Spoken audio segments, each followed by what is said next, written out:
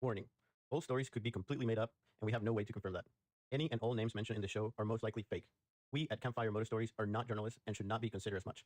If you're offended by anything said or shown in this episode, we don't care, but we encourage you to voice your opinion so we can laugh at the fact that you can't control your emotions. This program contains full language, and I recommend no one to watch or listen to this. The views and opinions expressed in the program are those of the speaker and do not necessarily reflect the views or positions of the sponsor, any advertisers, or the sponsor's affiliates, employees, or partners. Coming to you live from the Claremont Lounge in Atlanta, Georgia, it's Campfire Moto Stories. And then I realized Mike is crashing. Sides himself, crashes, ends up in the ambulance, and he's crying for my brother to go with him. And he's like, "Don't leave me." Instinctively got feared, threw my hand up, and when I threw my hand up, the cable came across and caught my finger, severed it. I tucked the front. I bounced one time in the gravel, and then I hit the tire wall backwards. I could feel my shoulder blades actually like stretch around the air hump. My shoulders touched the tire, and they said on the data that the bike was doing 120. Broke 2 vertebrae. I didn't even know it, but all I do know is that Kevin Schwantz saved my butt that day. And we're live. Campfire Moto Stories. I don't know. I don't know what to do. I don't know either. I do. Don't look at it. I look at it. I don't look at it. I don't know what to do. Oh man, we're You're the host here. Figure it out. I actually am messing up now. Well, I'm Anthony Bennett. Welcome to Campfire Moto Stories. Glad to have you guys watching and listening and come into the chats, talk crap about my guests I have in studio. Today I have 2 guests. I have Brandon and Joe Antonelli. Say hey. We're not brothers. My last name's not Antonelli. Look, I'm new at this. I'm going to be fucking up a lot, so just go with it. I don't know what to do. Like that camera. The angle's way off on that. Get up and fix that for me, somebody. That one over That there? one. Yeah, it's not even showing on me. You're about to yank your headset. Yeah, go towards Ant. Can't even see him. Yeah. Wrong way. Yep. Yeah, right there. Yeah, there you Thanks, go. man. Yep. Must have perfect. bumped it when I was hitting record on that one. Thank you, sir. Doobie. All right, so tonight we're going to dive into some stories, answer your questions, share some stories of our own. I'm going to share some pre-recorded stories that I got at the track. We're going to have some exciting segments lined up, including Billy's Tech Tips. There you go. Good now? All right. Luckily, his dad's here. We're going to share a stolen bike, so hopefully we can help recover that. Anybody who sent in a story too, then calls in live, you'll get a chance to win entries for a YZ250. I rebuilt from the ground up, tore it down all the way to the frame, and show you pictures of what this thing looks like. Tore it down to the frame, primed it, painted it to OEM specs, fully rebuilt it myself. It actually was a pretty awesome little barn find. Did I tell you guys even how I came across this bike? I have no idea where it came from. So one of James Fawcett's lacrosse buddies hit me up wanting a carb clean. This was right around the time that I was like trying to figure out how to get the show going and what I was going to do. And basically brought it to me just for that. And I'm looking at the thing and I was like, roach, like the plastics were all just weather faded and like, and I started tearing into it. I was like, it's got really good suspension. It's got really good, cool parts. Took out the carb. It wasn't even that dirty. Looking at the cylinder, I'm like, this. So the other day when I brought it to Ichikani to just kind of show it for the first time, get some interviews while I'm there, I happened to look at the tire date while I was talking with Sean McKay. But I said, those Digital are tire. the date was like 1104. Wow. So in no, 1102 because it is an 02. I was like, Original tire. well, it's aftermarket tires that's on there, but still, it only had a few tire changes, Wow. and it's tires on that thing. So, yeah, I offered the guy to buy it, and then plastics. But yeah, so if you are interested in winning that bike, all you have to do is dial 844-678 2367. Yeah. I'll look it right. up. So I made it. So Campfire Moto Stories. I made it CFMS. So that's 2367. So it messed me up because I was just thinking about the letters, not the numbers. So I was like, no, don't say the letters. You would be like, but all right. So we're gonna get started into just Brandon, Joe, and I. We've been pretty much all over the country together, going to different races and traveling to different events. So we've got a lot of funny stories that we have had over the. Some things we can't share. Most of them we will, but That's gonna be difficult. The determination between what we share and what we don't. The lines are getting blurred. Yeah. anything to do. Is it the more Is that alcohol your you vision? consume, the That's more will come out? Perhaps. Usually, most of the stories include alcohol. Exactly. It Yeah. gets things rolling. Yeah, a little bit of that. Lu- All right, so let me pull up some of the questions that I had here, guys. So Let me bring something up to you real quick that I've been wondering about here for a little while now. Say Echakani. What? it's not my fault you're stupid. I'm with the I mean- Connie. With I that just back Connie. in my. Just I think curious. it's a tomato type Okay, thing, potato, and potato, you're from the sure. north, so Uh, you're in the south now, so you talk like it, Alright, right? switch it. I want to know where Itchy Scratchy came from. Yeah, you Uh, always call it itchy yeah. scratchy. I got that. I got that from. Okay. Yeah. Huh. Where he got it from. And me before he Right. brought me there for. Huh. Shy just texted me that my sound's going in and out every now. I mean, not much I can really do about it now. Just have to does and go from there, I guess. This is a test run. We Look, don't know what we're doing. Yeah, we don't know what we're doing. There's probably It's like a amateur total hour, of but that's 5 alright. people listening. So It matter doesn't so much. matter. It doesn't. So let's get into how the show actually came about. So if anybody out there absolutely hates this show, it is technically these two guys' fault. I didn't even know that. Yeah. So Where either. after you guys went to Costa Rica with Shu and J Ride and I can't remember what else it was. I think you took Austin Guest's spot. He wasn't there, right? He didn't go. We Yeah. took his spot. Yeah. So He decided to go do karate or something. jiu-jitsu. Yeah. Yeah. That's what I meant. So when you guys came back, you and I were heading to a Sorks race, and we were just bench racing, shooting the shit, talking about past races. So, the best thing about Costa Rica wasn't riding it; it was hanging out in the hot tub afterwards, drinking beer, hearing Shu tell stories about racing Supercross in the '90s, things like that happened. That kind of just sparked a little bulb in me, and because that's all I do is listen to podcasts. I was like, the best part of it is when people tell stories. Then I started thinking, just your average person like us doesn't have a way to get stories out there. So I went down a rabbit hole of trying to figure out how to make the thing work. Basically, 75.7. Oh. So now we're here. And the thing I'm curious about as well is, are you glad this is here? That you don't have to talk about what to do, bug you about how to make this work? Yeah. Because I wasn't even Yeah. sure if you wanted to come on. You're like, Uh, almost over this thing. I'm obligated. I don't have a choice. I don't think. Yeah, my audio spotty too. Evidently. Well, Yeah, I got that. so everybody's audio is spotty. Supposedly. Wonder if it's a matter of just turning up the volume, This is a work in progress.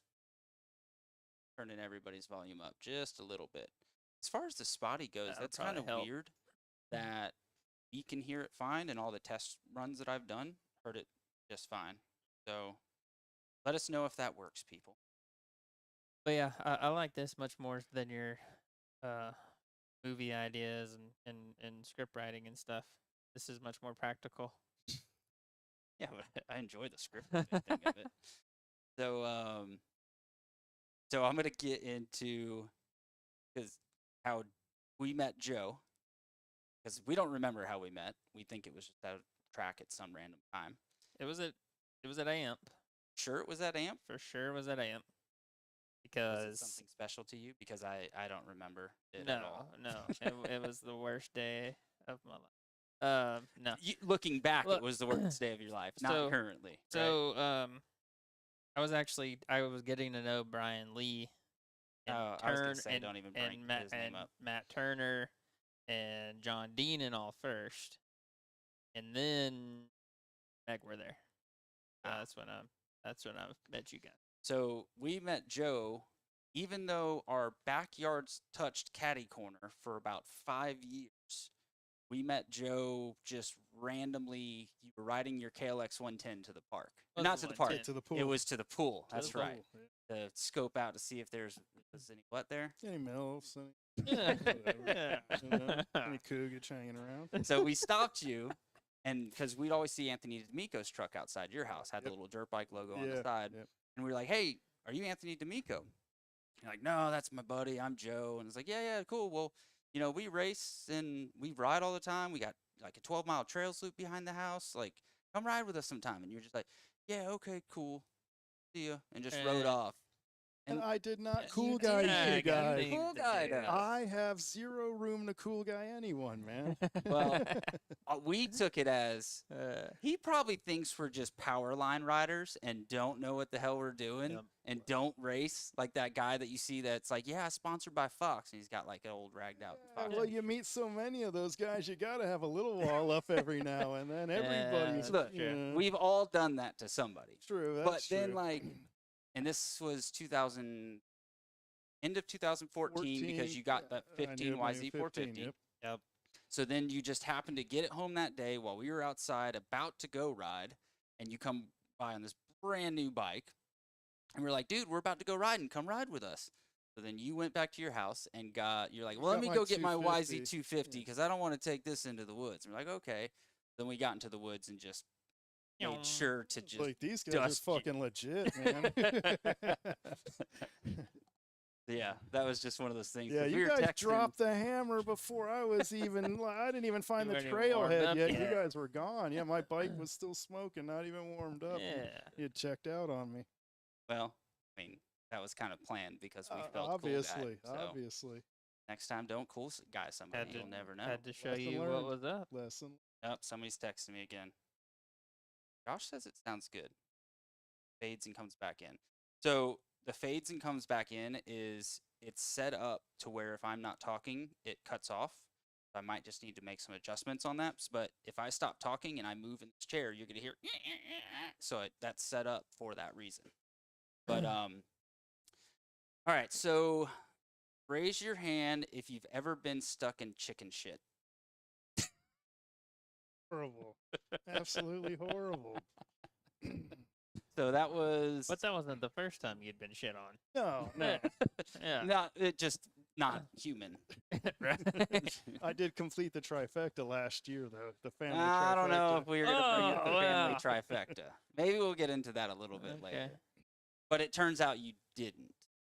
Oh. Remember? We'll get to that one in. So we're at Blueberry Hill. Blueberry, yep. Storks or Seika race? Storks. Storks race? Mhm. Okay. And Yeah, just a side note, that was the day I wrapped up the Oh, championship that's over true. you. That's right. So Jim wrapped it up that Jim day. wrapped it 30B up that day title, too. correct? 30B Yeah, title, impressive. 2022. And Impressive. what have you done since you moved into A class? I've Nothing? podiumed. Put it I on the box a podiumed. couple times, dude. There was 4. I put it on the box and in the In box. the box. Yeah. Yeah. What happens if you get on Yeah. the box? You get in the box. That's in the right. box. Yeah. Yeah. Okay, fine. You got a top 3. Multiple times and top 15 overalls. When there's been top 15. Oh, overall. overall out of like 200 dudes. Top or 15s in whatever. the class. No. Yeah. All right, so back to the chicken shit. So I jump on the bike because I'm like, oh, I'm gonna go see where Joe is, and I go wandering looking for you, and you can't be found anywhere. Just like riding the trail at some point. I must have missed you because where I was at was that tabletop where where your everybody ass looped out? looped out That I looped when out. we were pre-riding the course. Was all- Yeah, so it was after that tabletop, you went down the hill into the little ravine, right? Correct. Yep.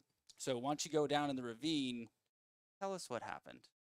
like the choicest dirt. It was awesome, perfectly groomed, smooth. I'm like, oh, Very choice. this is my sideline. There's guys crashing in front of me. I'm gonna give them their space, take a sideline, and looked good. So I'm on the pipe, fourth. All of a sudden, into a swim full of chicken. Oh man, I got about 50 feet in. I kind of pond skimmed, the chicken shit a little bit, and then a dead stop, flipped over the bars.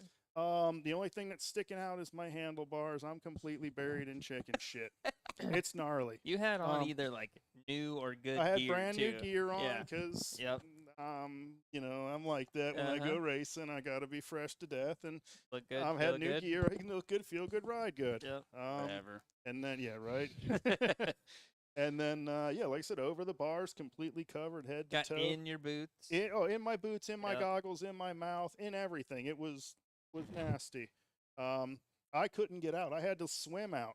Well, They had to call the Swimming in emergency shit. 4-wheeler tow guy. He had to tow my bike out of there.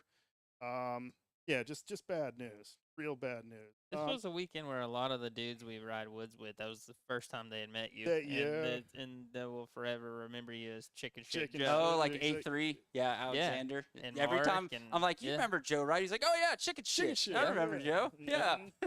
same way Mark remembers him too. I caught so much heat when I got back to the I finished my laps. Yeah. I completed the race. Yeah. I think I ended up getting a fourth that day, but everybody was just hating on me big time. Dude, when I you got smelled so bad. Like, and a bunch of dudes' wives were there. And and I can't, dude, when I had a kid, I was so happy when he got out of diapers because every single time I changed his diaper, I'm just remember that, yeah. like, the time I got it on my thumb when we were at the Mexican restaurant for our that was birthdays. And then horrible. Joe doesn't have any kids, never changed a diaper in his life. So I'm like, I got shit on my thumb. And he's like, what do I do? What do I do? I'm like, I don't know what you want me to do. oh, fuck. All right, went off a tangent there. So, yeah, we get back. Everybody's freaking out about the smell. And you got pissed off at some point, and you just go, what, have you guys never been shit on before? And I look, I'm like, Joe, have you been shit on? And you kind of, you waffled a little bit. Let's get down to this. I've been in so shit-infested crawl spaces, it's not even funny. Okay. Yeah, that's okay. fair. So it doesn't bother me one bit. I'll go in there with a chem suit or no chem suit. Doesn't bother me. I enjoy doing stuff other people won't do. That's nasty like that. So, whatever. That wasn't really the question we were trying to get answered. Oh yeah, but we're talking about it's- crawl spaces went a or little bit too far bedrooms there. or where. Well, the old hot Carl, So what sucked with that really bad is the fact that, I had to ride home with you. well, that sucked for me. But do you remember what happened to your bike? Oh, hey, will you change my tire? Yeah. So he got a flat tire before he went into the chicken shit. Mhm. Yeah, So it was just Filth. in there.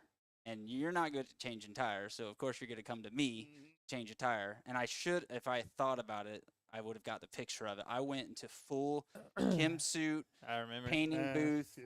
gloves, like covered my. I think you had Face- tear-offs on your goggles. I didn't have the regular goggles. I just had like the fucking science Like fair ones. chemist Yeah, goggles. chemist goggles. There Yeah. you go.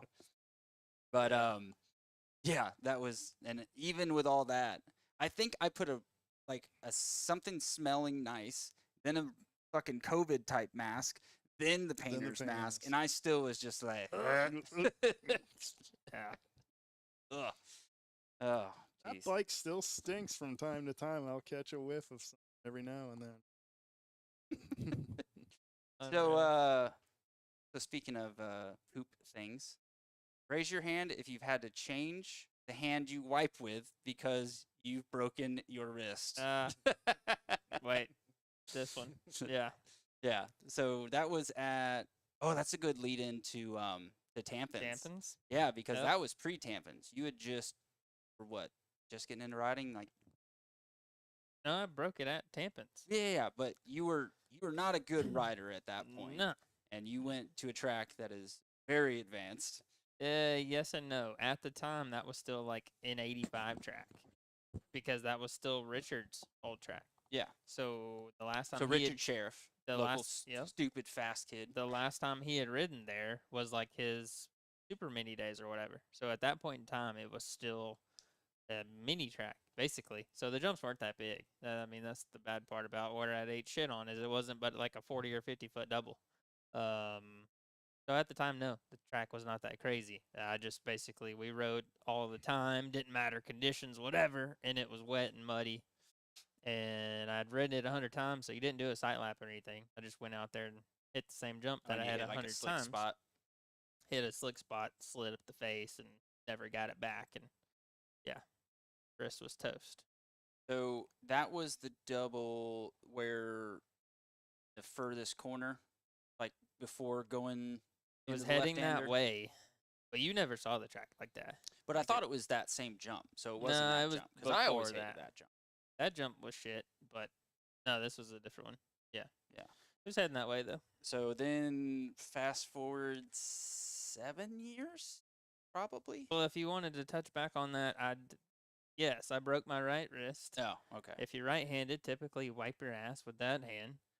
I could not. I would accidentally almost stick a finger in my butt trying to wipe. So I had to switch to my left hand. Accidentally? Yeah, I mean, you're just going to wipe, make sure you're getting all up Be in on there. purpose. on accident. So I had to switch to my left hand. I've never switched back. Still a lefty wiper. I can't go back. So, It's just uncoordinated now. I can't. so what you're saying is we need to break your left arm to make you normal That again? would be the only option to go back to this one. Yep. So, but yeah, back to 7 years or so later, Richard's grandmother's, it was his grandmother's house. She's living there, and you ended up moving about 2 miles away from that place. Yep. So you just knocked on her door randomly and was like, "Hey, I know Richard. Can I ride your track, lady?" I didn't, but Chase Clark did. Yeah. So he initiated He it. initiated it. He found it on Google Earth. He lived in the No, no, no. neighborhood across the I'm street. not talking about when you broke your wrist. I'm talking about Oh, later on. later on. Yeah, later on it was, hey, we used to ride here back in the day. Da, da, da, da, da. Would you be cool with us riding it again? Yeah. So we had Shoe come out, reface all this stuff, or we just rode it Redid the whole track. Rebuilt the whole thing, basically. at that point? Yeah. Okay. Yeah, the whole thing got redone. And yeah, that was history after that. I mean, I know we reworked the track several times, but same layout and stuff. But Yeah. So then, year and a half, 2 years go by. She ends up selling it to Doug. Mhm. I don't remember his last name. sure, That's right. And you just randomly went over there and was like, Did "Hey, the same we- thing. Hey, I don't know if you noticed the motocross track in your backyard, but the guy that's been riding back there for like 10 years or whatever, Yeah. And luckily, he was super cool and rode himself. he rode around on the Gator. Or his son liked son to ride. But liked he was to his son was like 250 pounds on a bigger 85. and on an 85. Yeah. And before I even got out there, supposedly they were only, I don't even know if they were moved in. They might have been there a week. Supposedly he ate shit on the 85, broke his foot. something. Yeah, like one of the first times he rode it. Yeah. So yeah, when we came and talked, he was a little weary about us because his kid already got jacked up on it. So Did he even make us sign like a waiver? I don't No. think he even did. he was talked about it. just a good old trusting country boy. But about a year later, when COVID was going on, 'cause This was both, COVID. so both Doug, his son, and his brother all lived there, and they're all bigger dudes, so they were a little bit worried about COVID and all that stuff. So, but they were whatever. And then actually, Yeah, it was around that time. no. But is that what Doug passed away from? Sure. I don't know. So what's the brother was a weird dude. Like if he showed up on America's Most Wanted or some kind of Netflix series, you'd be like, Wouldn't be surprised. yeah, I Not- saw not it. a shocker Yeah, there. yeah, we all saw that one kind Yeah. of thing. So he dies. Doug dies. Doug dies, which that was not Yeah. expected, but not a surprise because he was like, 300 pounds. He smoked like he's just chain Yeah, smoker. I don't think I just like- ever didn't see him. I don't think he walked either. I He never just saw him rode walk. his gator around. I never saw him walk.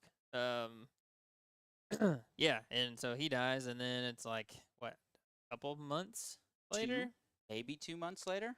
the son wasn't but in his like 20s, Yeah. and he was a little bigger, but like Not- overall yeah. healthy-ish. Yeah. Then randomly he died. So we're Out of nowhere? still waiting on the Netflix series. What we're Yeah, something basically happened. getting to. Something happened. Yeah, but that place was awesome. It was so cool because for me it was 20 minutes. They didn't care really who came out and lived 2 miles from there.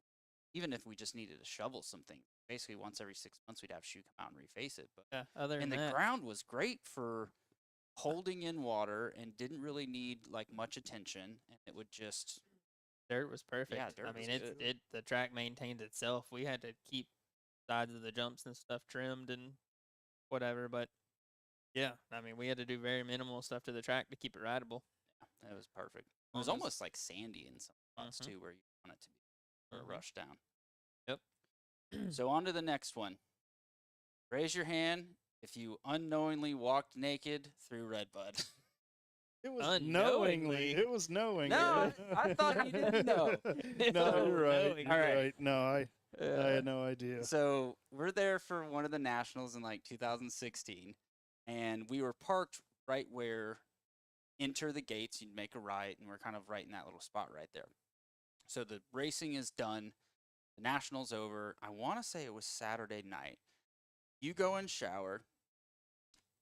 Getting out of the shower, I just happened to walk by where the people would be sitting to get you into the gate, and there was a trash can there. I was throwing something away. As I throw it away, I look down because they don't allow glass bottles inside Redbud. As I look down, there's a trash can full of unopened liquor bottles. Yeah, it was awesome.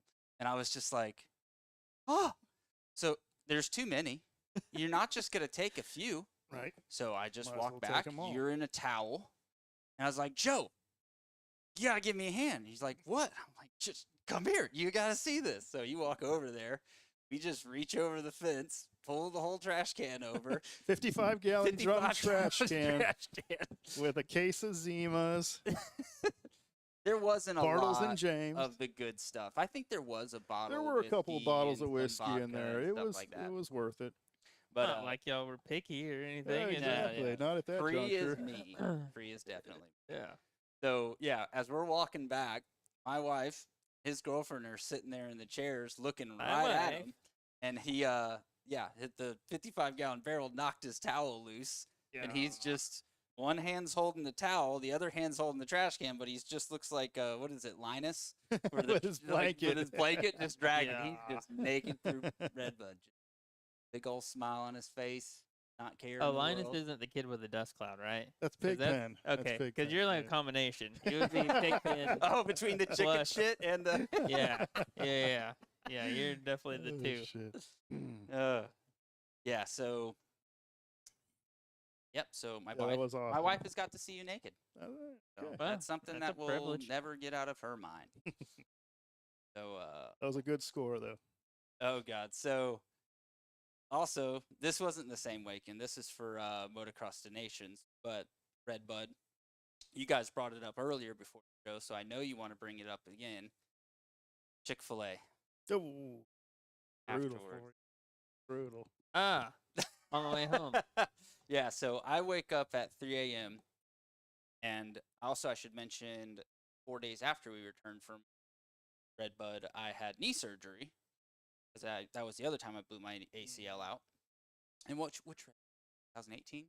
Had to be. Yeah, Because I that think was, so. we announced to you, Megan announced to you that she was pregnant with Brayler at that race. So I wake up at like 3 a.m. or like 4-ish, or the sun was just It was- starting to come yeah, out. Yeah. So I had to poop. I'd been drinking liquor all weekend, and I just had to go. And it was that mud fest. It was a mud fest. The pits were so gnarly. It took us an hour and a half to get out, and like 10 people pushing us. Right? Mhm. That was when I had the box Oh fan. yeah, that was So bullshit. We I were walk getting pissed a- at people that wouldn't stop and help. yeah, that too. So I tried to walk to the porta potty, and I'm like, I'm not making it. There was I'm- that trash pile. And I'm meanwhile, the not porta making it. potty's like 50 yards away, so he can't make it 50 yards. Keep that in mind. This Right. is getting mission critical. Yeah. So there was a trash pile right next to your tent, and I had to do what I had to do. There's a Yeah. lot of shit talk on this show already. Yeah, it Yeah, is pretty That- shitty. This wasn't planned to have this much shit talk No. on the show, but true story. So I did what I needed to do, and we had TP with us and did our thing. And on the drive home, Okay, so this is why your ass was a little raw already. I just needed a rewipe. We all need Yeah, a rewipe sometime. Every time. Yeah. All the time. Yeah. So I walk into the Chick-fil-A bathroom and I see wet wipes in the bathroom. I'm like, How I'm gonna convenient. get a Thank God, good wet Chick-fil-A. Yeah. I'm gonna get a good wipe here, and then open it, do my thing, then realize that it's a hand sanitizer wipe. Alcohol. 99% Yeah, it was an alcohol. So it was burning really bad, and the worst part, and I blame still being hungover, the fact that I was like, maybe it just hurt the first time. The second time Oh, won't be Jesus. so bad. So I hit it again, and I'm like, it Try two still fingers hurts. this time. It still burns. It still burns. Yeah. All right, enough shit talk. Seriously. Like actual feces. Is that all we've got here? Is that So, our trio's fecal our fascination, trio's yeah. bonded over shit? Do we bring up the van? Joe got peed on? That's different. It's not shit. Sure. Okay. Yeah. Yeah, I've peed on Joe. I'm with that one. Well, things So- happen on a road trip. It was on the way from We do like a bi-yearly trip to Florida where we'll hit up like 3 tracks along the way. We'll end at Croom, do 2 days at Croom or so, and we'll come back. Or Croom, Spider, Waldo Oh yeah, in North Florida. yeah. So we even one year Oh, collected yeah. a bunch of dirt from the different tracks we were at and made a little bottle, and I gave that to everybody. I believe for the liquor we were drinking on the trip, we just saved those Correct. bottles. Yeah. Yeah. Mhm. So yeah, we're driving from We were North that- Florida MX to Waldo, and we had already started drinking while we were loading. Which and is- I just Waldo's Tampa-ish. no Waldo's no? more Jacksonville. It's in between Jacksonville and Orlando or Ocala. Okay.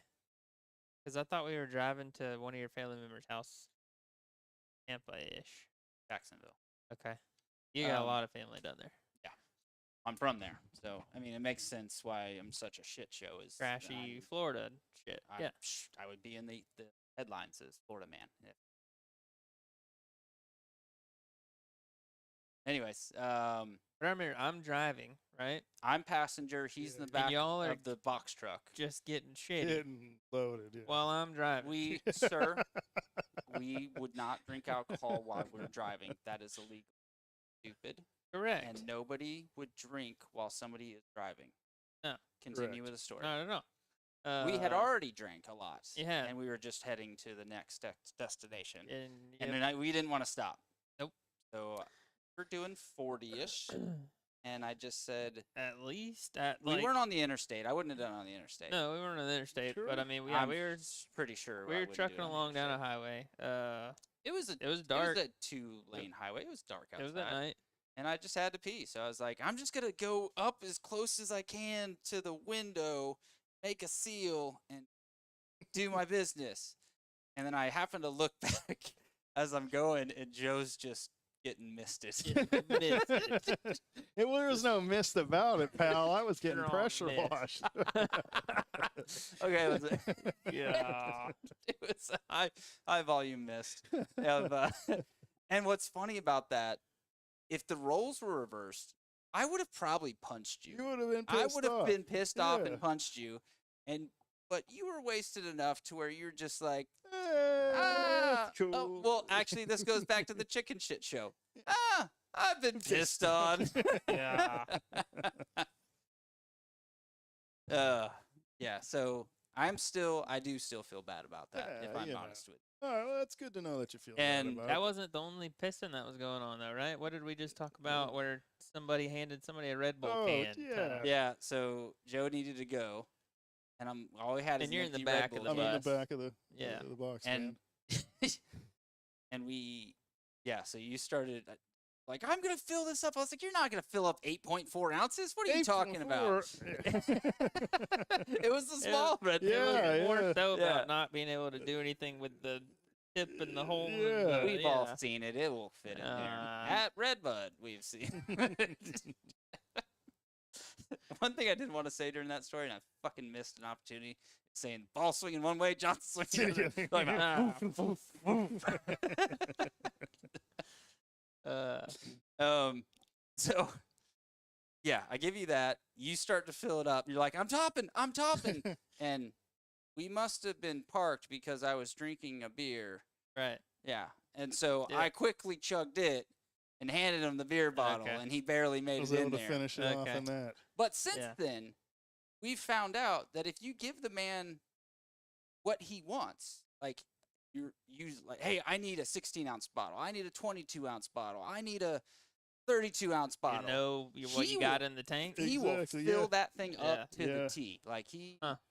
just well regimented, I guess. The I, mean, last I don't few- know. yeah, Tell well, us your trick. Well, What's the your last few secret? times Shy and I went camping, I've actually taken a 1-gallon tea jug in with me now, because over the course of a night, I'm working with a 1-gallon jug now. and Wow. stuff. So yeah, I'm pretty good at Bump doing the those math. numbers up. Yeah, Yeah. I'm pretty good at doing the math. I know how many beers equals how many ounces. Got the equation. So that leads me to be concerned a little bit. Last time you had your prostate check. I ain't worried about none of that.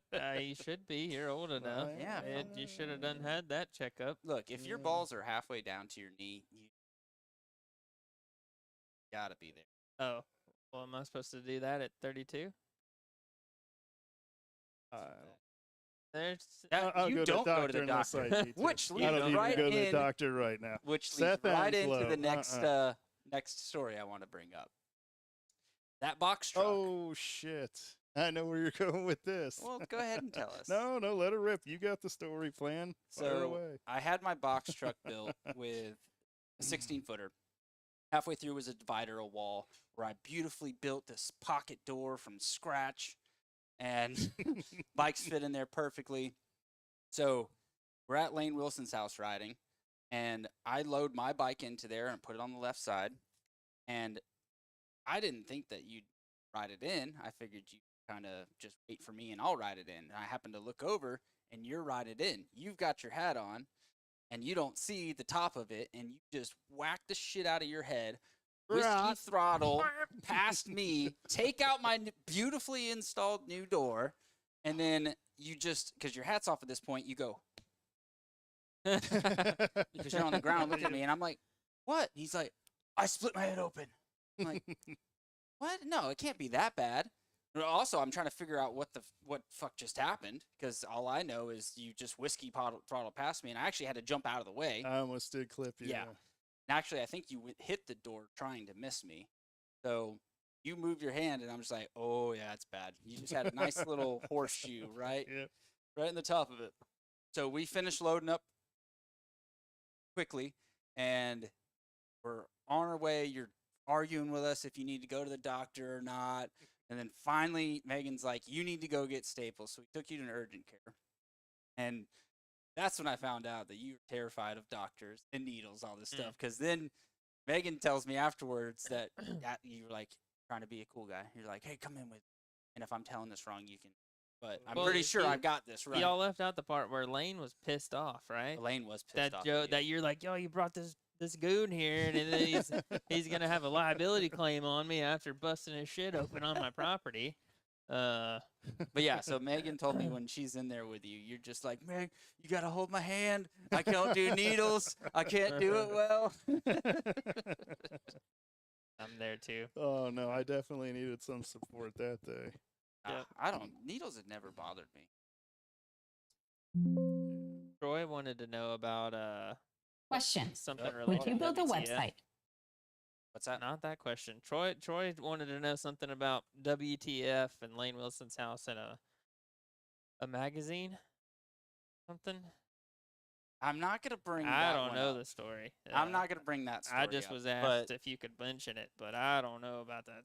so I'm not gonna bring up that story because I don't know if Drew wants me to or not, and I want him and Parker on They should be. at some point, and I'm gonna bring that up, and maybe some other stuff that Parker and I got into at some point.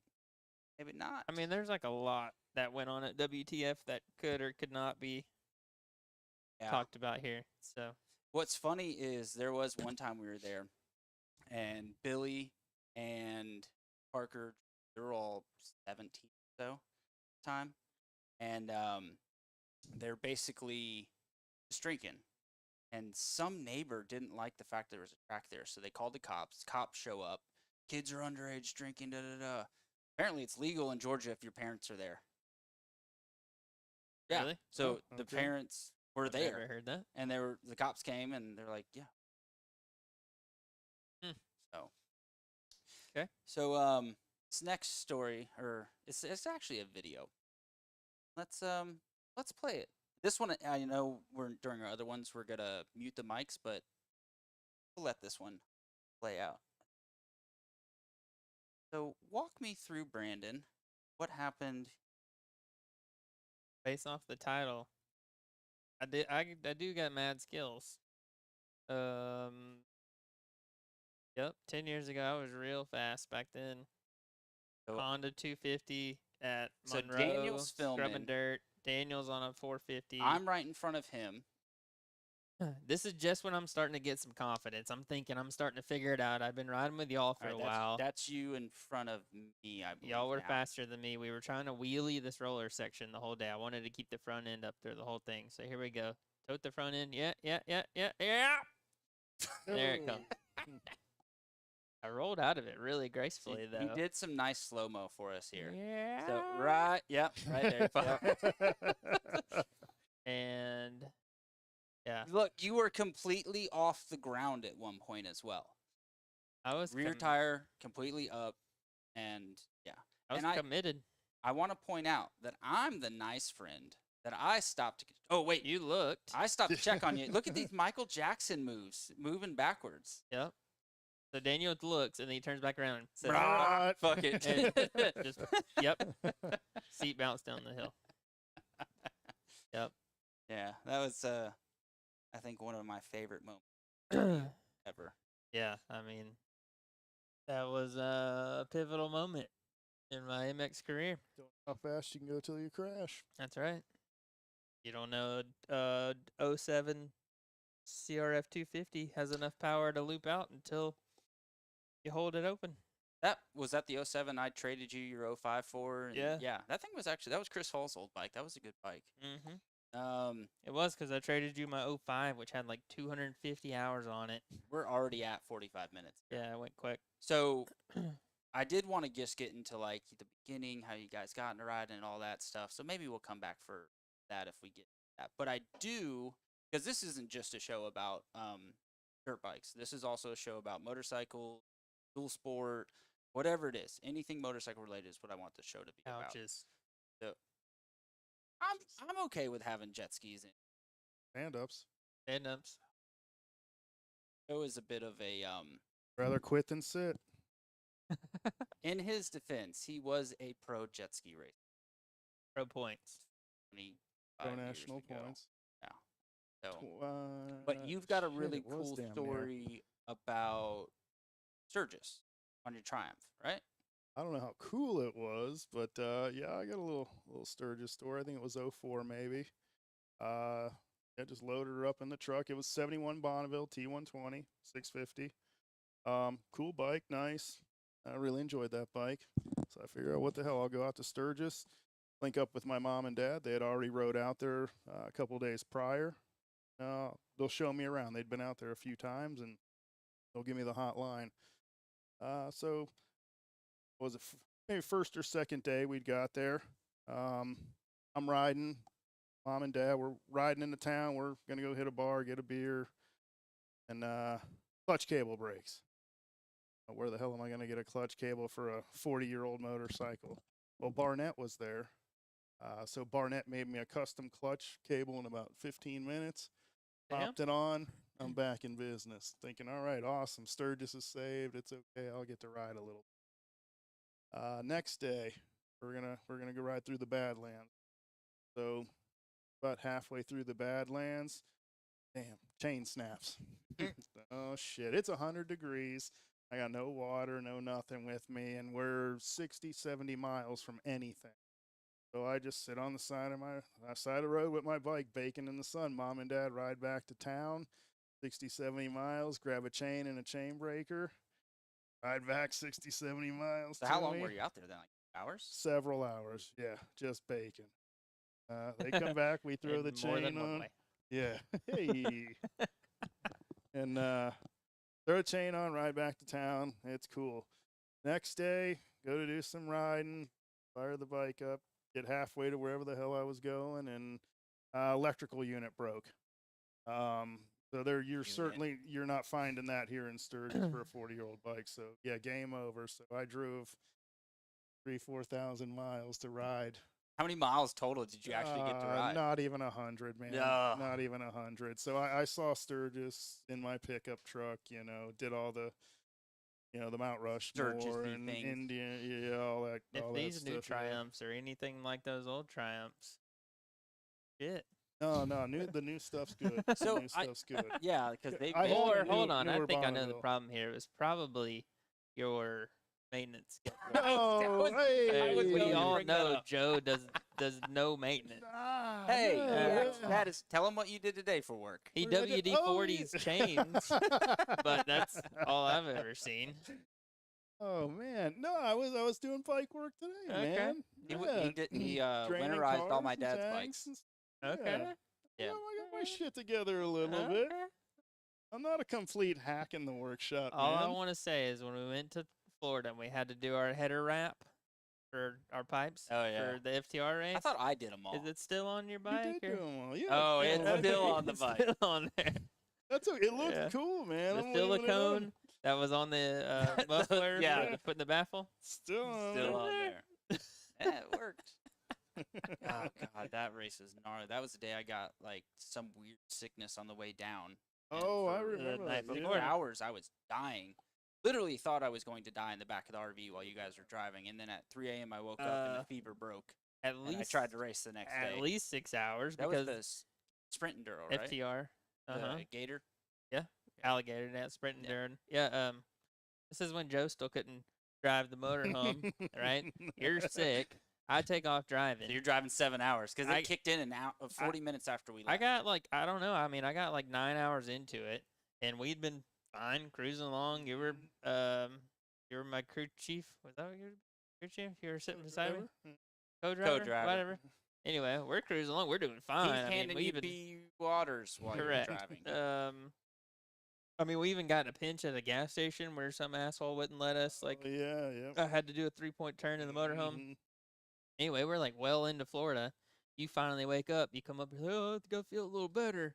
And then like we're behind somebody, and you're like, whoa, slow down. You're tailgating them. And I was like, look here, asshole. I've been driving for 9.5 hours while you've been back there sleeping. Don't come up here and tell me how to drive now, you son of a bitch.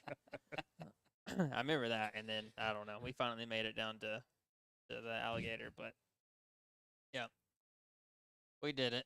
All right, so was a we're cool gonna race. we're gonna try to wrap up this segment and get into our next one, which is interviews that I got at the track. So I'm gonna forewarn you that I didn't realize with this camera that I brought that it's just picking up like 60 audio. I've learned a lot since then. So there's certain ones that I can't play because the background noise is too long. David Brewer, sorry buddy, not gonna be able to play your video. But I did get like do you guys know Mackenzie Tricker? Oh yeah. So I did catch up to her and just bullshitted for about 27 minutes and got to talk some really good stuff about what she had to do with green cards, what she did get over here, just what she's doing now, which is pretty neat. So I'm going to play that story in a little bit. But before we get to that story, I want to bring up the fact that Joe is actually Out past his bedtime? you definitely out past your bedtime. Way, We're no. way You made past. sure to let me know that before we started this show. But this next segment is actually brought to you by Hard Knocks Racing. And who do we have in the studio is no other than the CFO of Hard Knocks Racing. Take a bow. I'd tell you to go ahead and tell us all about it, but I made this whole script and pitched for the segment, so I'm just going to off. Let it rip, maestro. Yeah. So, Hard Knocks Racing, they're a group of dedicated moto enthusiasts since 1988. They're your go-to for Campfire Moto Stories official gear and will soon launch their own apparel line. They excel in crafting all kinds of custom decals like this badass sign behind me. From custom signs to full bus wraps and a fish office customization. I'm going to fuck this up a lot. You already have. But actually, I want to show this. So, this, you guys can't see it. So, this was actually something that Anthony, who, what's his official title if you're the CFO? He's the CEO. Okay. CEO. So, Anthony D'Amico, the CEO of Hard Knocks Racing, and also, I should say, D'Amico Art, he did this at one of the well-known Japanese manufacturer's office, who will remain nameless because I'm not sure if they want us saying. But anyways, they've also, or I should say, you've also crafted awards for the Perry Mountain 24-hour race, Mill Creek Spring Classic, Take a Hair Scramble series, and many more for local tracks in the Southeast. So check out hardknocksracing.com. That's HARDKNOX racing.com. All right, so. And they should be making the awards for Storks. If anybody wants to put a bug in Tammy and Eddie's ear, I know we've been screaming it for years now, but the plaques suck. Hey, a lot of people tell me they make great firewood. Really? I was just about to say the same thing. Yeah.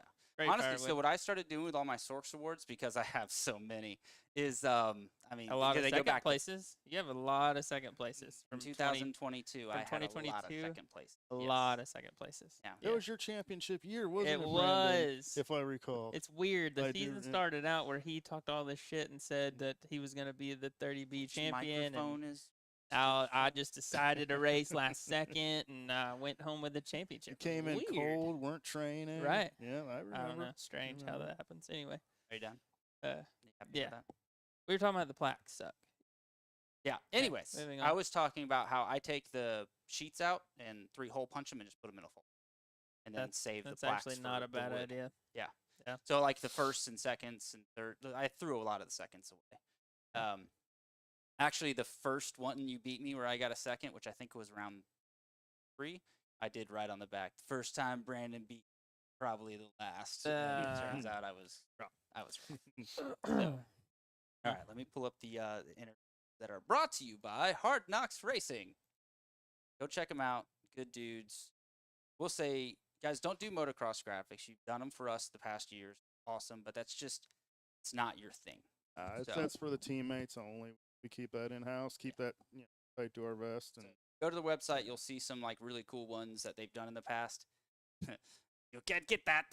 You'll never get this. You'll never get this. An exclusivity, baby. All right, so we're gonna cut our mics so you guys can hear this story. Probably get some new beer. Drinking over there, some scofflaw. Oh, scofflaw. Good Yeah, scofflaws. man. Good brews. Good night. Good That's pretty brews. good. They're Yeah, actually man. local here too in Atlanta. Maybe one day they'll be a sponsor of a segment. Yeah. Always looking for more. All right, here we go. Cutting the mics. This is Mackenzie Tricker. Came over here from New Zealand. Awesome. Oh, same shit. Whatever. Yeah. Yeah. I just wanted to see if you punched things. All right. Yeah. Okay. So, what was the year you came over? 2010? No, it came at the end of 2011. Okay. That was when we met because you were good friends with Lindsay, who was rad with me at the time. I didn't meet Lindsay till I think 2012, the end of 2012. Okay, Yeah, so so I came to been here a year. videos in 2011, and then went home, and then came back to area and regionals in 2012, and did Loretta's, and then went home and came back to videos. I think that's when I met Lindsay. Okay. Yeah, so I probably met you in 13 or maybe then 12. So then it was 2013 Atlanta Supercross we went to together. Yeah. Do you remember what I was doing to fuck with you when we were walking around? I remember because I come and stayed at your dad's house. Well, and you were just like, we'd go to escalators. I'd be like, so these are escalators. Like, hey, we have these in Australia. Oh, no, I don't remember that, but I mean, I know you.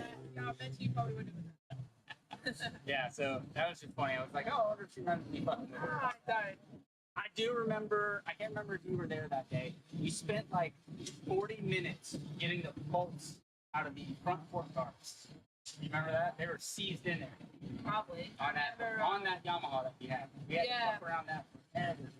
Yeah, I think that race bike that I got, it had lots of little issues. I mean, I bought it secondhand, so it was always something.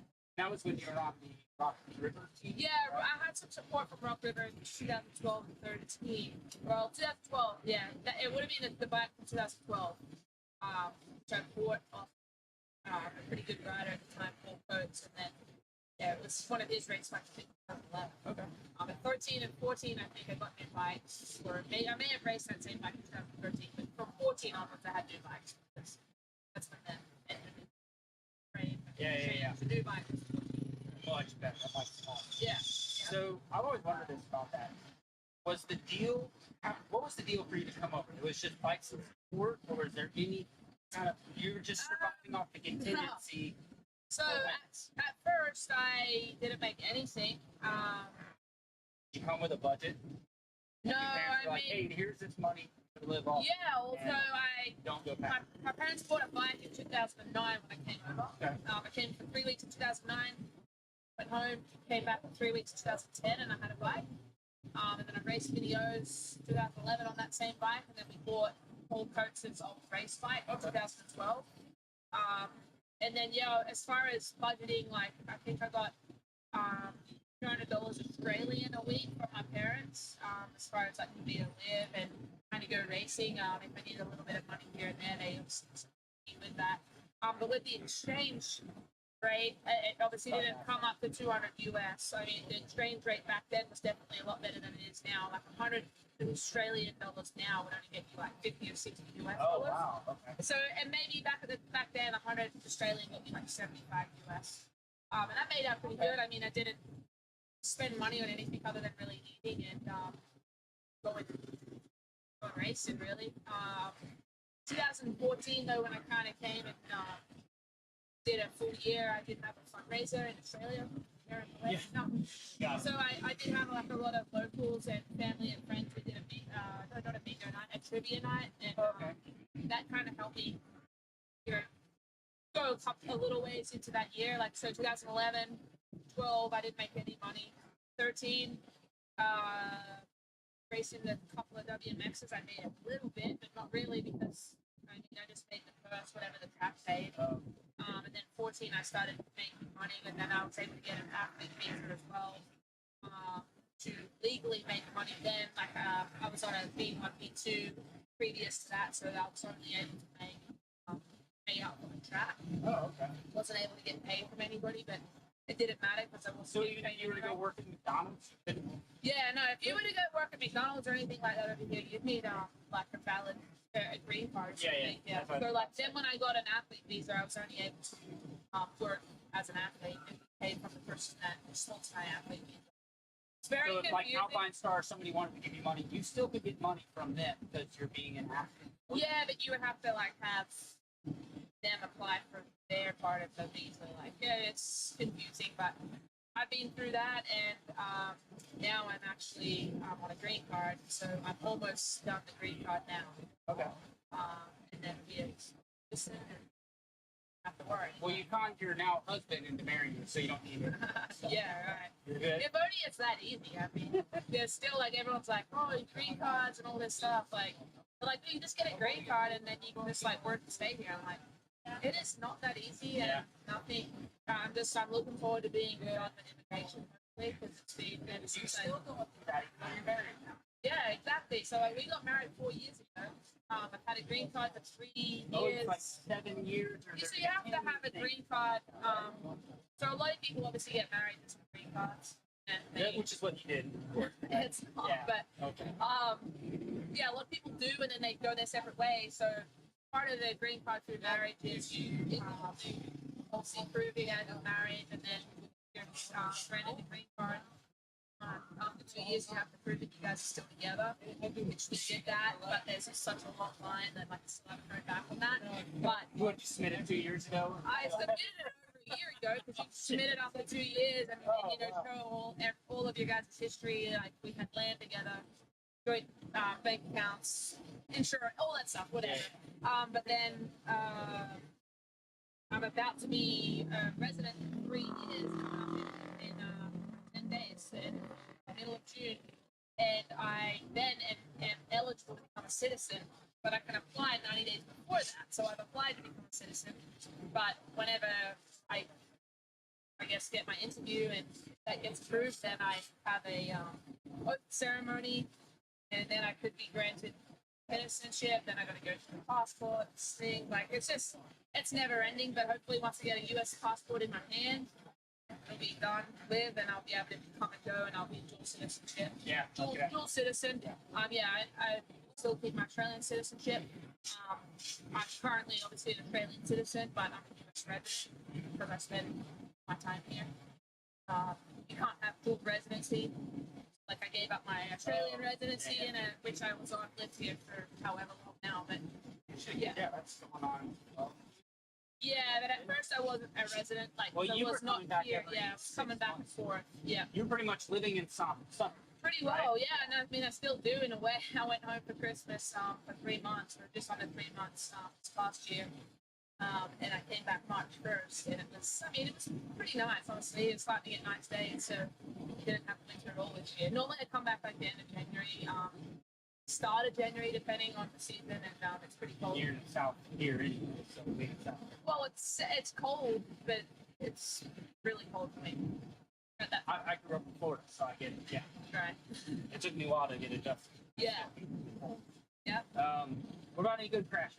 Or best race you ever had? Best race I ever had. Oh, I mean, honestly, I'm at a Loretta Lynn's rebuild right now. So, I mean, I have 3 Loretta's titles are some of my best races for sure. As far as championship battles and things like that, I switched to off-road racing in 2017, and Which you've been killing it at. How many championships? I won 5 national hero titles, a couple of sprints, one. I don't know how many, but I won some PNCC. I never won a championship. Just never really found my groove in it. I did okay, but not great. I didn't really enjoy it that much either, and that's always if you're not enjoying it, it's hard to do good. Yeah. But in 2022, I went to the last national hero winner take all with a New Zealander, Rachel Archer. Oh yeah. And I basically I lost the race before that, which it didn't matter because of the way that the points worked. I would have still had to win the last race, but I lost by 0.3 of a second or something, and I was so mad. Like, I was like, it's one thing to get beat, but it's another to get beat by that little.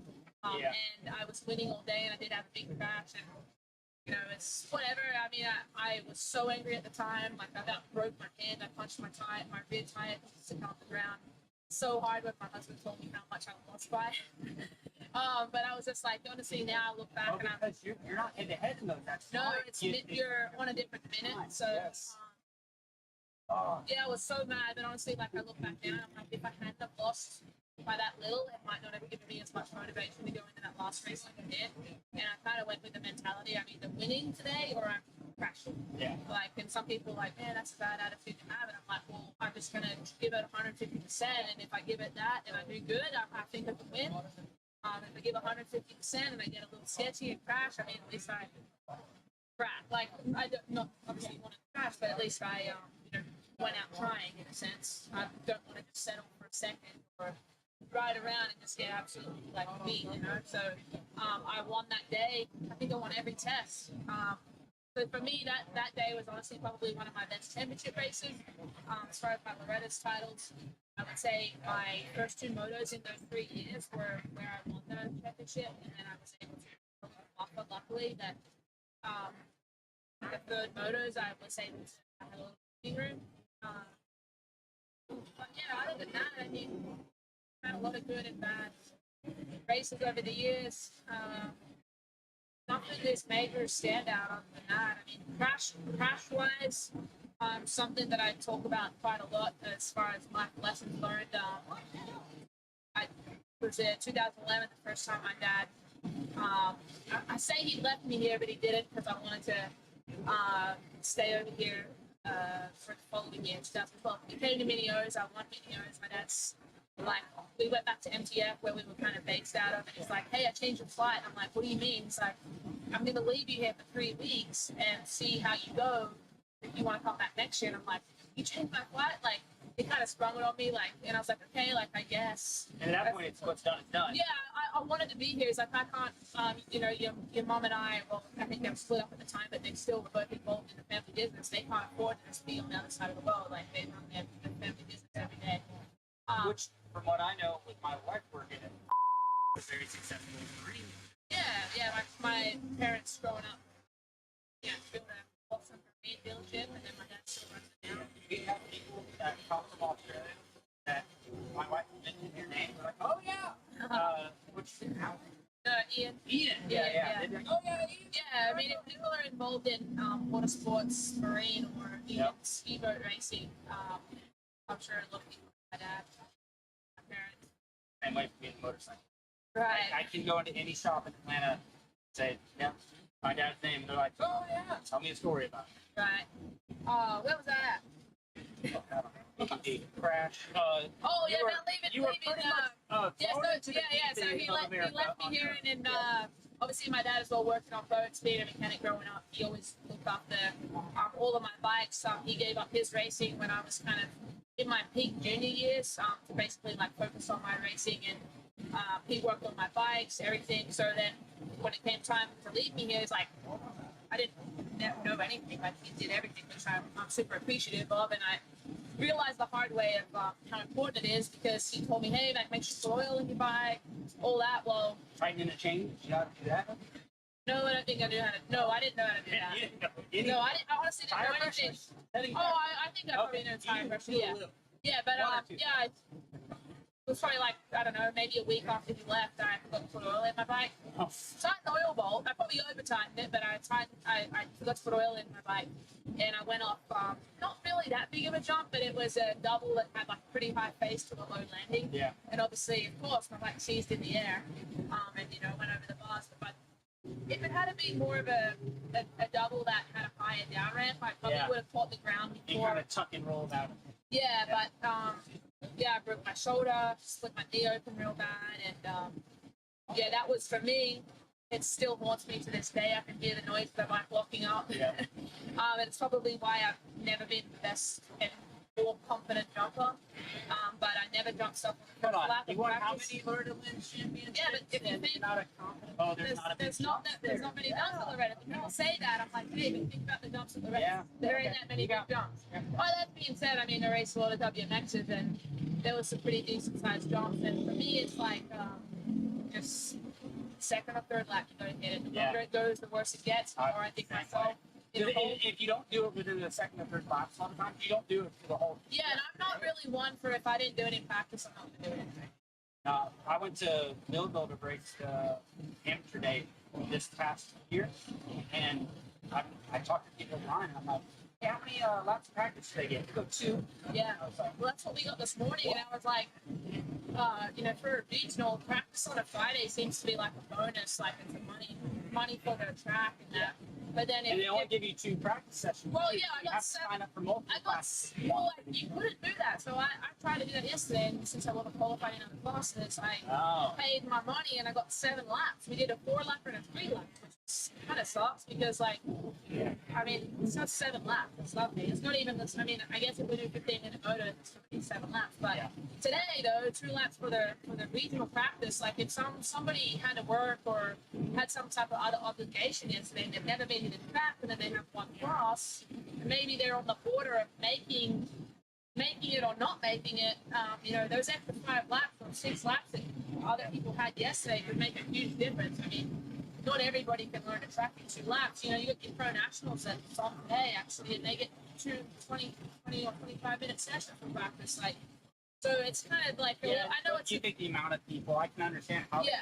how and why they have to do it that way. Two laps shoot forward. Yeah, I literally had to 100%. go down the line, and I was like, "You race your lap? Yeah. Are you gonna jump everything the first lap? No. And Yeah. oh, you are? Because I was at the front of the line, so I was like, all right, I'm going after you. Just Yeah, had to- follow him. yeah. Yeah. At a national track. Yeah. Literally, like had to jump every jump on the Well, first that's lap. what's tough with us when we're not in the women's class. I mean, when we are in the women's classes, most of the time, only probably 5 to 10% of the class jumps off the jumps. Yeah. Especially the big jumps, maybe even less from time to time.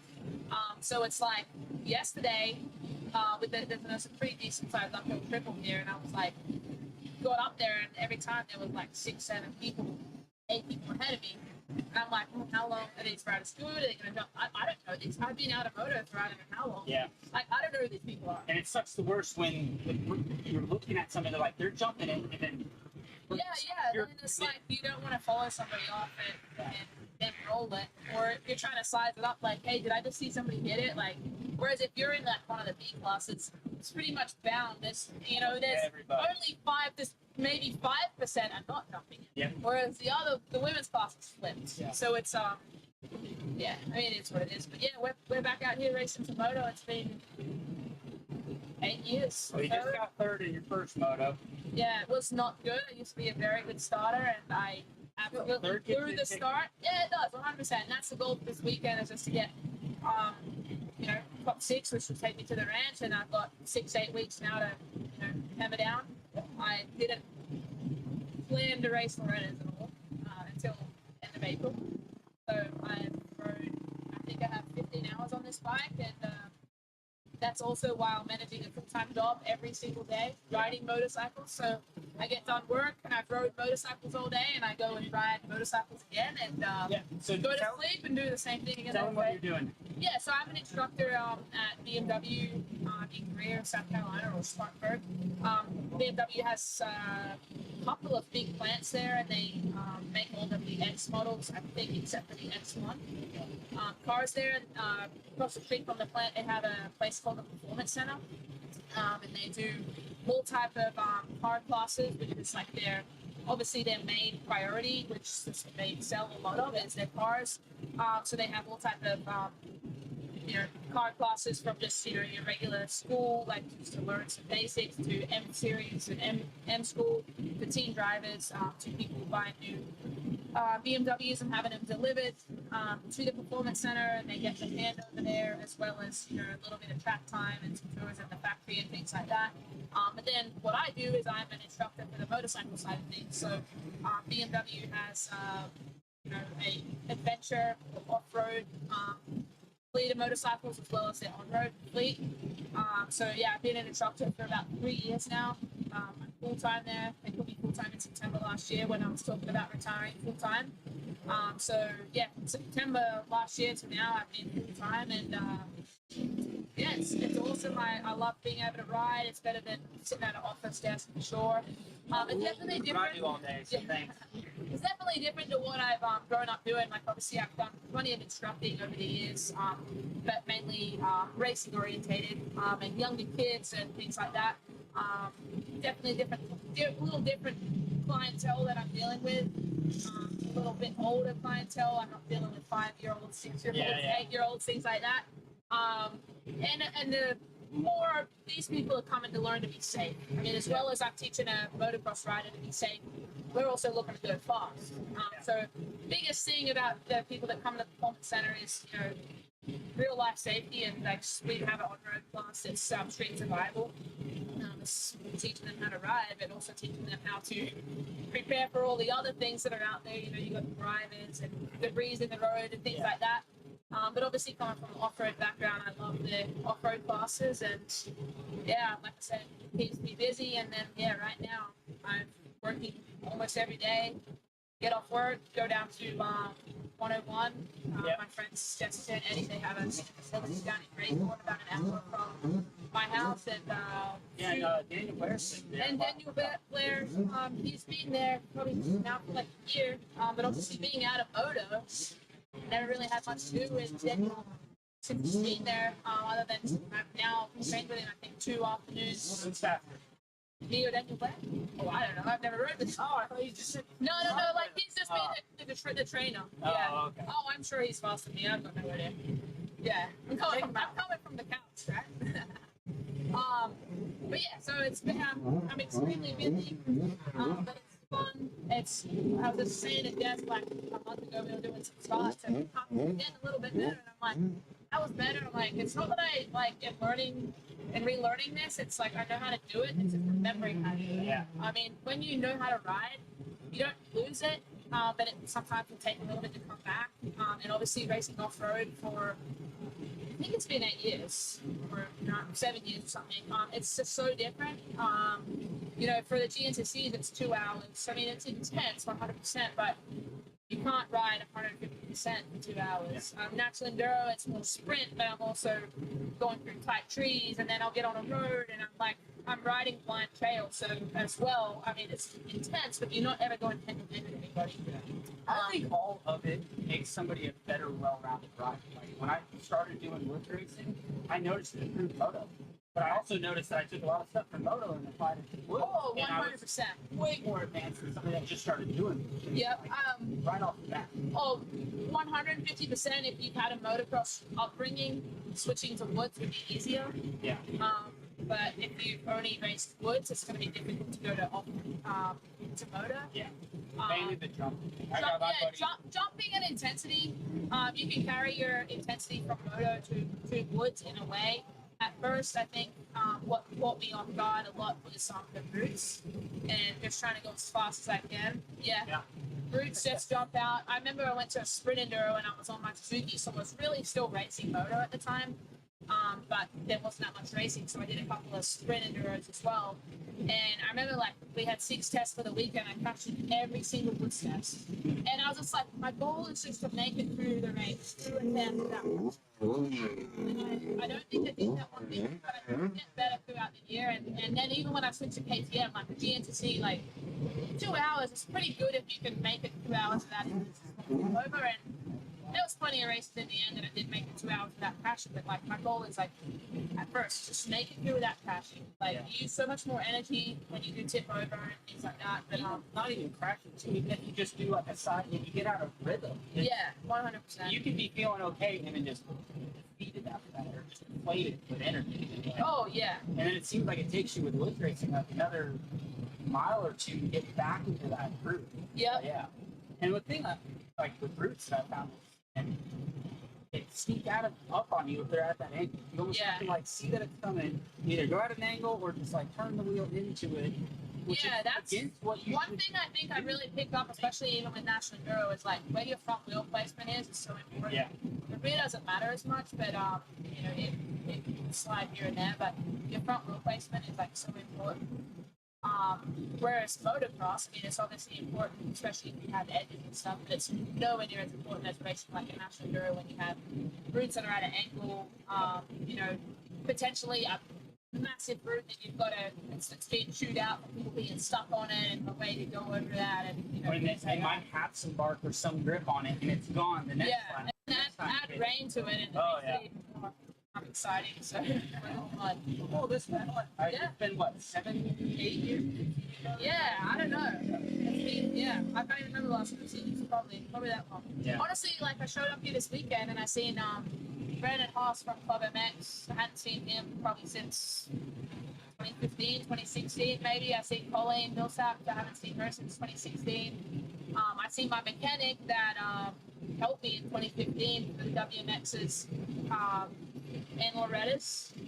I haven't seen him probably since 2015. I may have seen him at an outdoor or something maybe once or twice after that, but I also haven't kept in contact with these people that much either. And just he's a familiar faces that I'm sure they probably looking at me like, is that who I think it is? And I'm like, is that who I think it is? Yeah, you rode past me and I go, Mackenzie? Yeah, there's so many people. I'm like, it's crazy. I come back to the moto, and there's obviously a lot of people that I know and remember, but there's a lot of people that I don't know. And one of the funny things, actually, I went to my area and I had a jacket on, no numbers, nothing, and my husband and me were just down at the line, and it's most of the people probably don't even know who I was. Yeah. Until maybe they see my name on the results, and they may not even know me. I mean, if they're younger younger and upcoming and they haven't learned race, they've had like 8 or 9 years. So if they haven't followed racing and they're newer and maybe they're a younger girl, they probably have no idea who I am. I mean, yeah, so it's definitely different. But it's cool.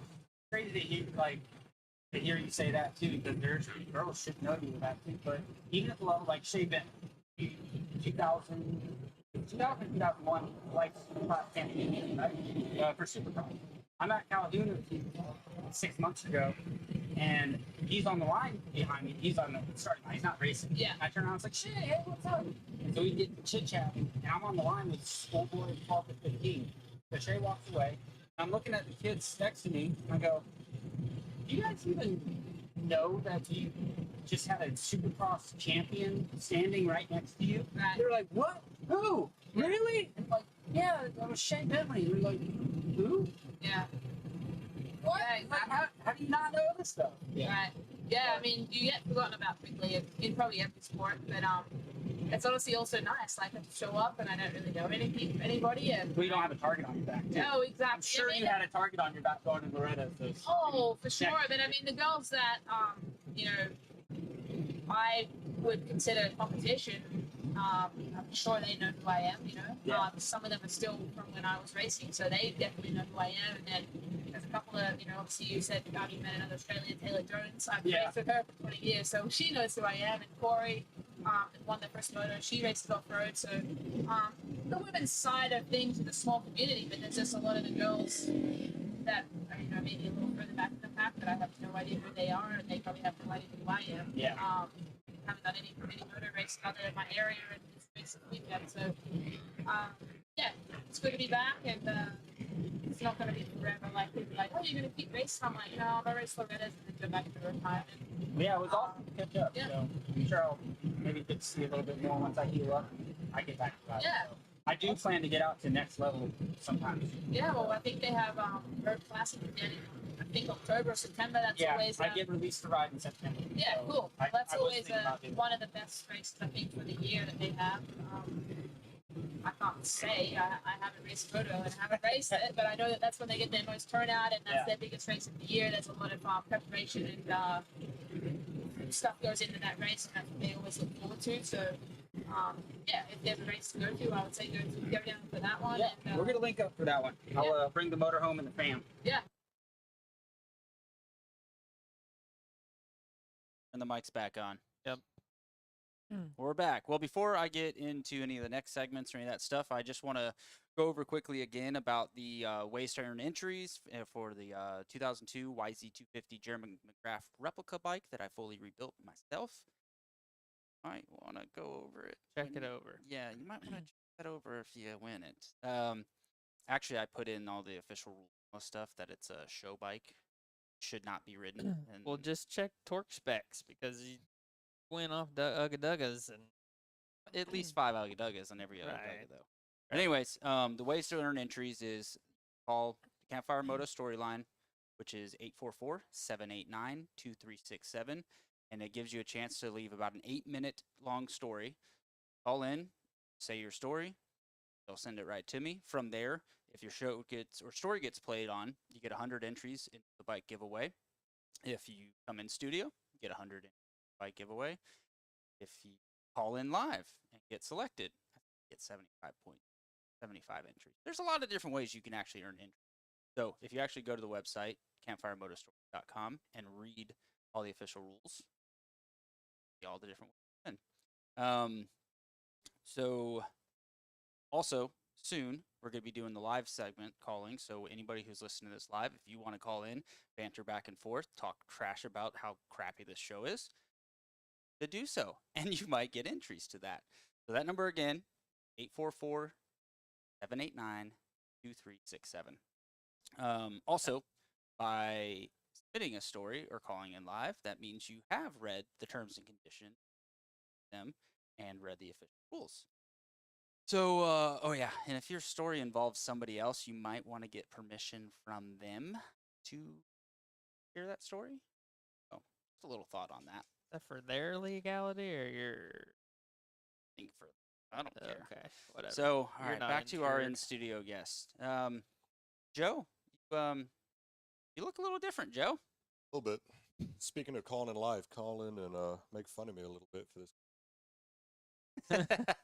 Yeah, so Laugh at my pain. so this is actually my buddy John. He showed up while we were watching Mackenzie's story. So he got my number through a friend of friend, Heath Burton, and called me up and was like, "Hey, I've got a CR250. It lost compression, and he said that you're a good mechanic, and I need you to rebuild it." And I was like, I'm super busy, like putting together this other bike, and I got another one that just came for needing the top end. I was like, give me like 3 weeks and I'll get back to you. So you got a little anxious, and what did you do? Jump the gun. Bike's been sitting for a little bit, and this is a Facebook Marketplace steal. And finding the bike. yes, finding the bike. You didn't steal it. No, Yeah, okay. No, I wasn't sure if he Okay. was leading into how he found this guy. With hopefully steal. it's not stolen. We know So, all about yeah. stolen bikes. Yeah. One of those situations where the wife said, "Don't do it. You've been stupid," and went to go get a bike, picked it up, and we got a 1-year-old little guy, and I wanted to get her like maybe CRF 150 pickup stroke.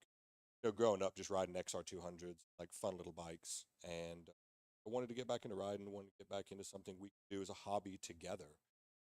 Kind of lose that kids having fun with your spouse. I'll be on the weekend. So picked the bike up and got it home. It had been sitting for a while, and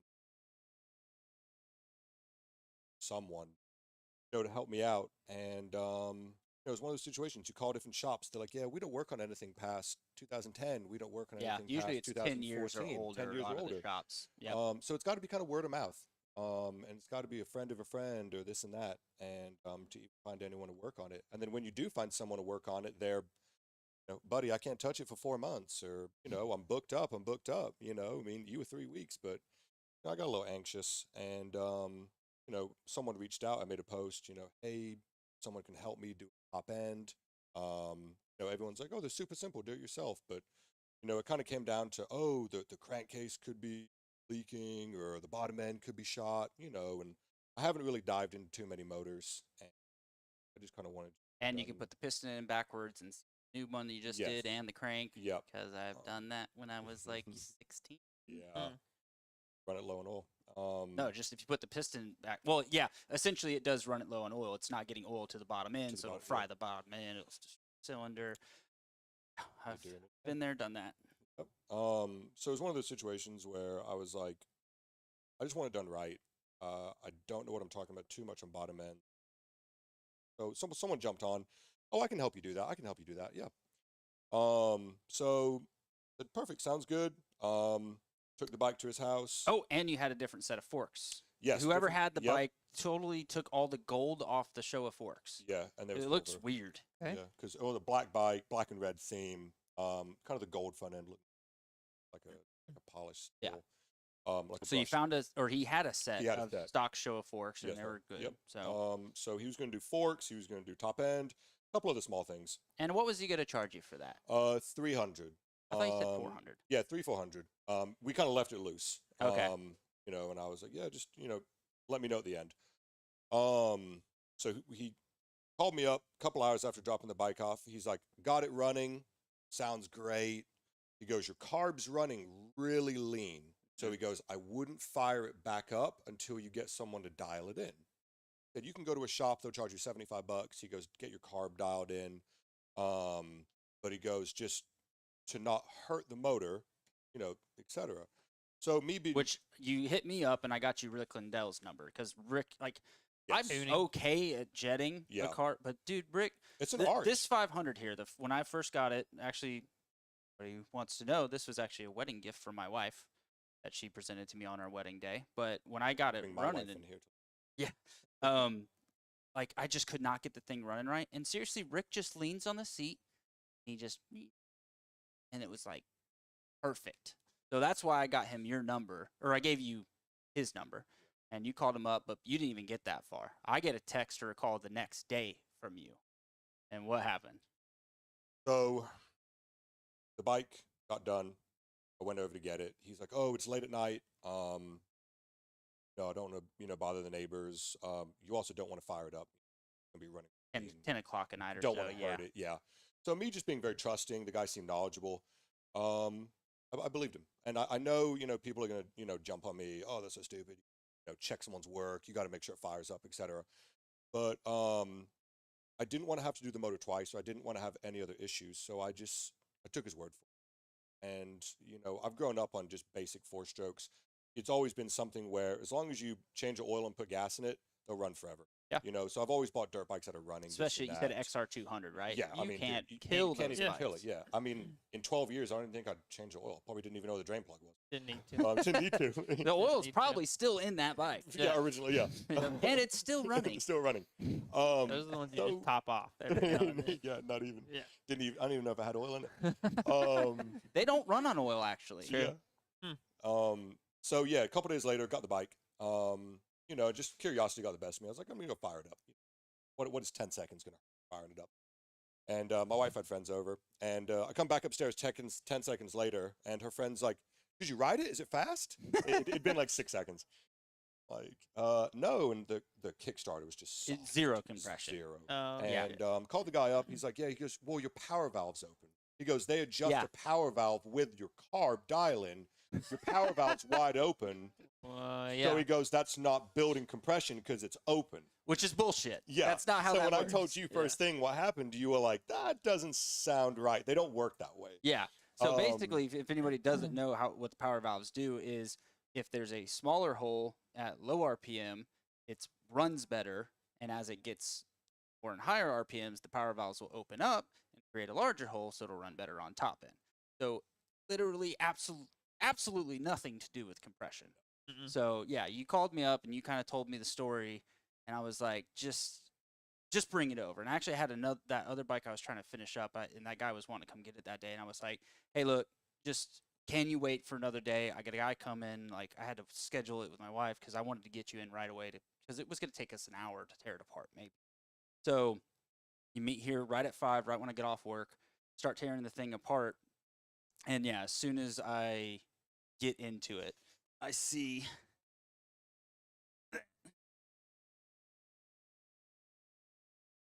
Yeah. so Good clearance. this is a steel sleeve that's bored out 1 mil over the stock piston. So the dude actually put the piston in. Now, I can't Just- really show on the camera. It just went in way too easy. There's it's like your mom. That's what she said. Yeah. Wait. That is what she said. Anyways, so the dude puts a new piston in to a bad cylinder, so it scratches up the brand new fucking piston. So now the dude's got to get another piston. But the fact that the guy said that it ran, he told you it ran. Yep. Runs great. Absolutely no way it can. Yeah, No you see- way. yeah, your carb's running. The funny thing is, after you told me this, I'm calling all these people. Can you help me richen up a carb? Jetting. Yeah. Can you help Yeah. me jet it? But it's funny because we did a compression test on it and it came back at like 10. I don't think it came If back that. with any. Yeah, It would've I gone- don't think it registered on the Yeah, compression it's just tester. nothing. Yeah, Right past the piston. yeah, just like your Um, mom. Yep. So, yeah, we dial in, just get right to it. so also the forks. So the dude installed the forks. He goes to unload it and it goes dink and sticks. Yeah. So the guy basically tightened the one side nuts, didn't have the right spacers in, and 20 ugga-dugga'd it to where the forks were pulled in so tight they wouldn't go up and down at all. Wow. So as soon as I took the nut off and the pinch bolts loose, it goes Bunk. bunk and started moving freely. Wow. So actually, it's just funny enough. He went into Mikey Henderson and just picked up the cylinder, and because Mikey had one that just needs to be re-nickel-sealed. You can't re-nickel-seal a sleeve cylinder, Right. and also sleeve cylinders suck. You don't want them. So got one from him and just happened to be dropping it off when we were doing the show. So I was like, dude, come in and nice tell the little story. race port on it. Got it kind of. But- out. Yeah, I just wanted you to share that, so if anybody's was rough. listening, they'll Yeah. know to kind of just take a lesson learned Take from a lesson you learned. and make sure. Absolutely. I always tell people 2 things: before you pick up a bike from a mechanic, you test it to make sure that it works, Yep. and when you drop it off to them, you tell them, "I want my old parts," and that Yes. way you know for sure that they actually changed the parts that they said they did. Yep. Now, in your case, he changed the parts that he Yep. said he did. He's just an idiot. Yep. So we're not going to blow the guy's name out, but I told you to look into legal matters with Right. it. What have you found out? What can you do in this situation? So my wife's solution, when I told her, she's like, "Oh, whoop that ass," Oh, blah, blah, well, actually, blah. stop. I'm going to stop you right there. You met the guy in person. Yes. You went to his house. To his house. You know Yep. where he lives. Correct. He blocked you Blocked after me a few texts. After like the you couldn't just show up. Like, I This couldn't guy's just show built up. like a fucking Greek god. Like, would you, It's funny like, 'cause are you, this is- like, if I was doing that to screw you over, you knew where I lived, I'd be like, hey, I'm going to start the bike. Oh, that's weird. It's not running. Let me get back into this thing, let me- you know? Yeah. And it's funny because Yeah. this is my wife's answer to everything, like a car situation, a bike situation. Go whoop his ass, Yeah, and she's from Florida, so I guess that's a Florida thing. You know what I mean? Yeah, is it? Is it? Yeah. Okay. No, it is. Yeah. Okay. I'm Yeah. from Tampa. Alright. Yeah. No, it's Yeah. a Florida thing. Yeah. I was like, all right, sure. calm down, Florida. We'll let's handle this another way. But yeah, so because it was more like a handshake agreement, like in the barn handshake agreement. But don't you have text where I he do. agreed to I the do. price? He- He's yes. verified that he Absolutely. you paid him for something that he Absolutely, did not do yes. right. You and I had you film, document while we were taking the bike apart. 100%. I have on my security cameras when you Yeah. unloaded it. So like, Everything, yeah. yeah, I got all that stuff Yeah. if you needed it. So they still said no, there's nothing you can do. It was one of those situations where because it wasn't a shop, because it wasn't anything like signed, I felt a little weird with knocking on someone's door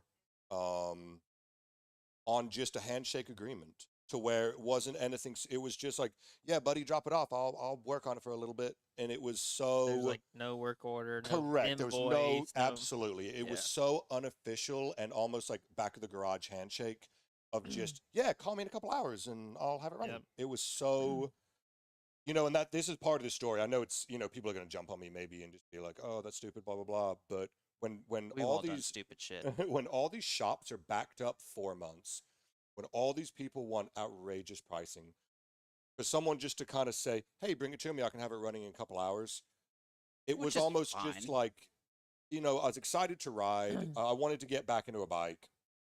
And it was something where everyone's so busy and everyone's charging outrageous prices for stuff nowadays. I thought it would just be like a quick, get it done, down and dirty. The bike's ready tomorrow. So, Yeah. No, and I just want people to learn lesson from learned. that. Yeah. Lesson learned. But hey, I Well, appreciate you now, working on my bike and getting it right. well, I'm not much of a mechanic. I'm okay. So hopefully it We'll gets find out, running. yeah. But I'm definitely send my not wife going to back screw you here. over because Yeah. you know where I live. Yeah. And Yeah, well, I mean, we because you're appreciate like you. what, like 7'1"? Or no, I could see 6'13". I could see 6'13", but Yeah, not 7'1". yeah. But yeah. Appreciate you guys. Well, cool. We'll hop on out. We'll get Yes, Joe back sir. in. I know you Alrighty, got here your he wife is. and baby here. Yep. Me and Joe So- arm wrestle before I leave. Ooh. Yeah, and he doesn't go to the doctors. You'll hear that on the show if you Right. go back and listen. But yeah, you can just leave that right there. That's good. Well, cool, man. Well, I'll get the cylinder sent off and get it re-nickel sealed. And where'd you put that other stud that we need? Okay. You can just set it right there on the table on your way out. Oh, shit, I almost fell off the chair. That'd be fucking hilarious. All right. So, impromptu caller live. You know what leads in great to the next segment, talking about mechanics. Ready? Get in there. So this next segment, it's called Billy's Tech Tips. Billy Eisenacher, one of the best-known mechanics in the Atlanta area.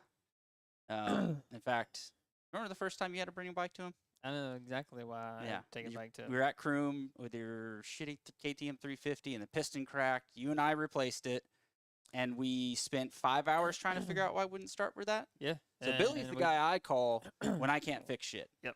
Or I can't figure something out. Him and Daniel. And usually between one of those, they'll have it figured out in no time. We racked our brains for a long time before And even we finally. it kicked his ass for a Yeah. little bit. Yeah. And it was all because of a mechanical chain adjuster, Yeah. not an automatic one. They had like, it was just like We even messed with it. Yeah. We just had it off by a hair. Yeah. So if you have it just a little too tight, that bike will not start. What bike is this? It's 11 KTM 2011 350. KTM 350. Yeah. The first but three- somebody took off first the 350 that automatic came one out. and put the manual adjuster on it. Manual. So this segment is brought to you by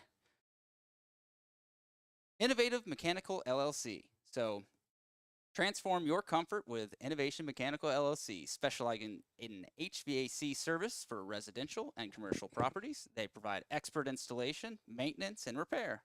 Their certified technicians ensure top-notch service, whether it's air conditioning, heating systems, or indoor air quality solutions. Serving North Georgia since 1999, they prioritize customer satisfaction with prompt, reliable service at competitive rates. From routine maintenance to energy repairs, trust Innovative Mechanical LLC. He's gonna to kick my ass. Oh, man. For all your HVAC needs, give them a call at 770.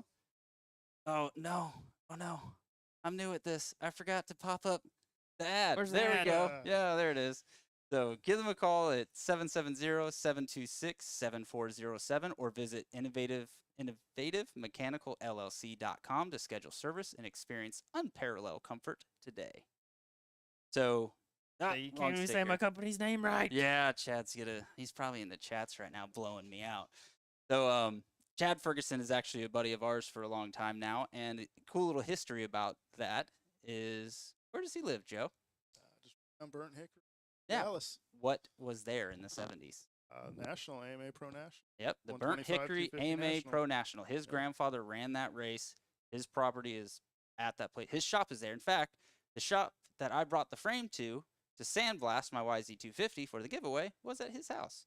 So we were hanging out, and the kids were playing all over the place and having a ball at the bonfire while I was in the shop just grinding away on that thing. A lot of people around here don't know there's history just right down the road Yeah, local. it's about 20. He and I were walking around that place one time, and we found like an oil bottle and an old beer bottle from the 70s that was from that race, and it was pretty cool to find that stuff.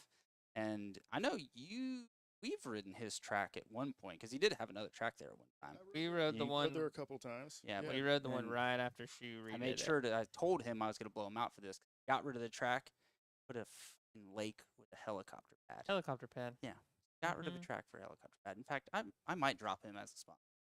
We'll see. I'm not going to drop him as a sponsor. Might be dropping He's you one of after only that 3 crappy sponsors. intro. We can't drop him. The ones that's paying too. Why is my He's folder's literally not the open? only sponsor funding this. We need him. Round Chad, we love you, man.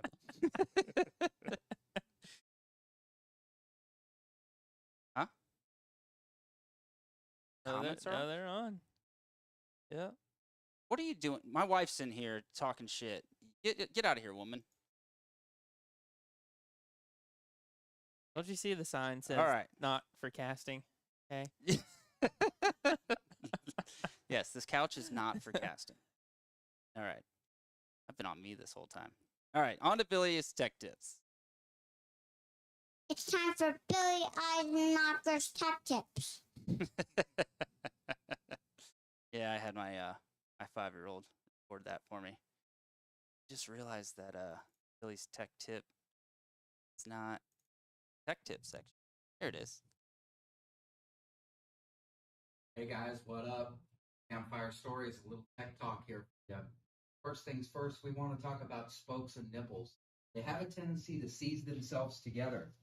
Quick little shot of a penetrating loop, like this MPPL here, on the nipple and on the spoke, a month or so, will help keep these nipples and spokes from bonding together. What we have here is two dissimilar metals. We have a steel spoke, aluminum nipple.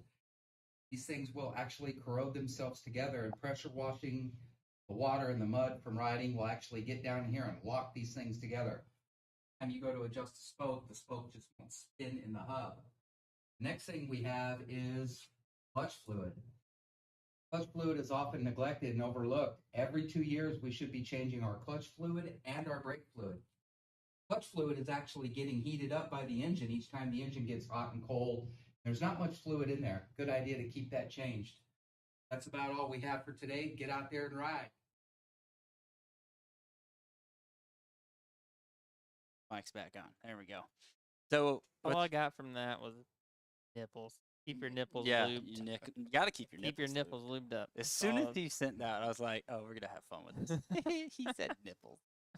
But what's funny is the fact that when we talked about like what to talk about or whatever, he just goes into cool details on things. Like he was really going into details while he and I were on the phone about like what actually causes the fluid and why it needs to be replaced. But April, his wife, told him to keep it short and sweet. But we'll work on it. It'll get better as it goes. So we're new at this. We're all new. Wives. I can't stand mine. I wish I just... Oh, she's still She's here. You guys could have warned me. She's in here. Okay. All right. So our next segment. See if this opens up.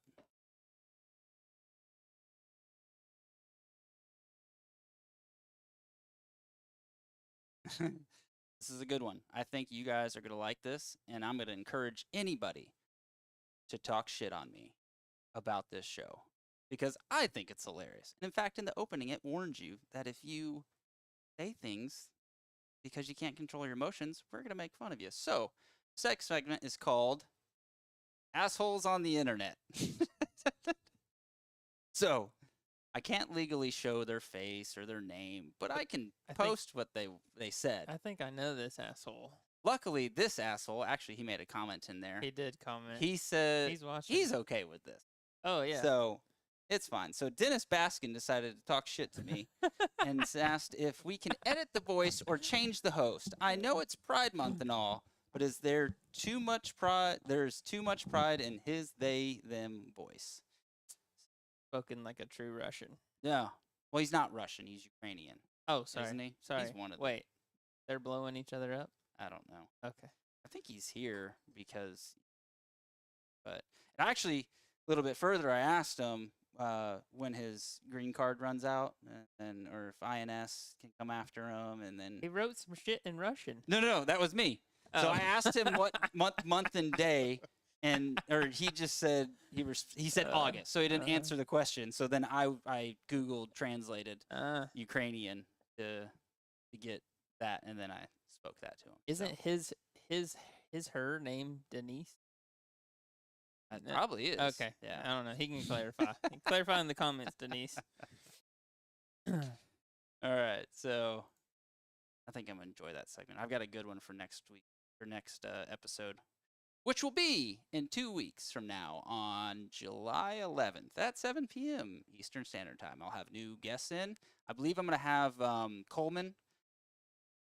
He said one of his buddies, but yeah, Coleman Owen. Coco. Okay. Coco is always a good fun thing. So, next segment that I want to bring up, who is brought to you by nobody, because I don't have a sponsor for this. So, if you are interested in becoming a sponsor, There's only reach one out to me sponsor. at campfiremotostories@gmail.com. So, this next segment is called Stolen Motorcycles, and there's actually a group on Facebook. Oddly enough, their name is Stolen Motorcycles. And I reached out to somebody on there who had their bike stolen to see if I could share it on the show, and he agreed. But one of the main reasons that this show even came about is because, well, I blew out my knee in November, had to have surgery, and the Saturday before surgery, 3 of my bikes were stolen. The nice thing with it is my insurance guy, who's sitting right here with me, had all 3 of them insured, so I got my money's worth out of it, and I can't ride till September, so I took all the funding and put into making the studio. Probably going to be a bad idea, but either way. There should be a sponsor for this segment shortly. I mean, because Farmers hooked it up. Yeah. We got a bunch Maybe of other talk to your dudes boss. insured under Farmers with their bikes. So Yeah, so if actually We're you're gonna in hook the it up. Georgia area and you do want to have your bikes insured, it's stupid cheap. Like, I don't remember what it was, but it's well worth it. And yeah, you can call this dude. He'll hook you up. You can find him on Grindr and OnlyFans. What is your name? correct. 2 dudes, one something. I don't know. Big Either dump- way, Big Dumper 22. this dude's bike. I'm gonna butcher his name. Joe Velasquez. But yeah, he had his bike stolen right outside his home, and it was parked next to a car. He even made sure that it wasn't towed. He called a bunch of people. I was reading in the comments about it, and they were saying that no, he 100% confirmed it was not towed. Out of Naples, Florida. Oh, this was pretty funny. Not funny for him, but he got a ticket for after the person stole it, rode it through a toll booth. Yeah. Wow. So with the tag not only did he get his bike stolen, he got a fine for this. So it sucks. And anybody that actually what a text you got? Faucet. What did he say? Yeah, Jim. Maybe don't say it. No, but Let me see. if somebody actually assists in finding this bike, I'm giving you 500 entries into the drawing for the bike giveaway. So Jim, you're right. Yeah, Jim, you're accurate. Jim Can't nailed say it. what he said, but he is He right nailed on the it. money. But anyways, yes, if you help recover a bike that is featured on the show, then you'll get 500 entries to YZ. Keep doing my folders. If I click it at the bottom, it won't. So our next segment is anybody that watches this or has some good videos that on their just phone or whatever, you can go to my website and submit a video that way, or you can go to campfiremotostories.com. That what did I go to my website? Yeah. Or you could also slide into my DMs on Instagram or Facebook and send me a video. And if it gets featured on the show, you get entries. Like, Where are these, by the way? Don't we have some stories? we don't have any. Ah, We don't have any we're sponsors working on or it. videos. Okay. So we're moving. We have audio recordings. Well, it's funny you say that because that's the next segment. Hey. And after Perfect segue, Brandon. after this segment is the live callers. We're going to turn on the phone, so anybody who's watching that wants to call in and talk crap about that is more than welcome to. But this next segment, I actually do have a sponsor for. And these stories that are sent to us by dialing 844-789-2367, which is also the number that you can call in live, talk to us in person. So these stories are brought to you by On-Road Riders. Get on the road safely with On-Road Riders. They offer Georgia certified training through Motorcycle Safety Foundation Basic Rider Course on both 2 wheels and 3 cycles, enabling you to obtain your motorcycle license hassle-free. Their mission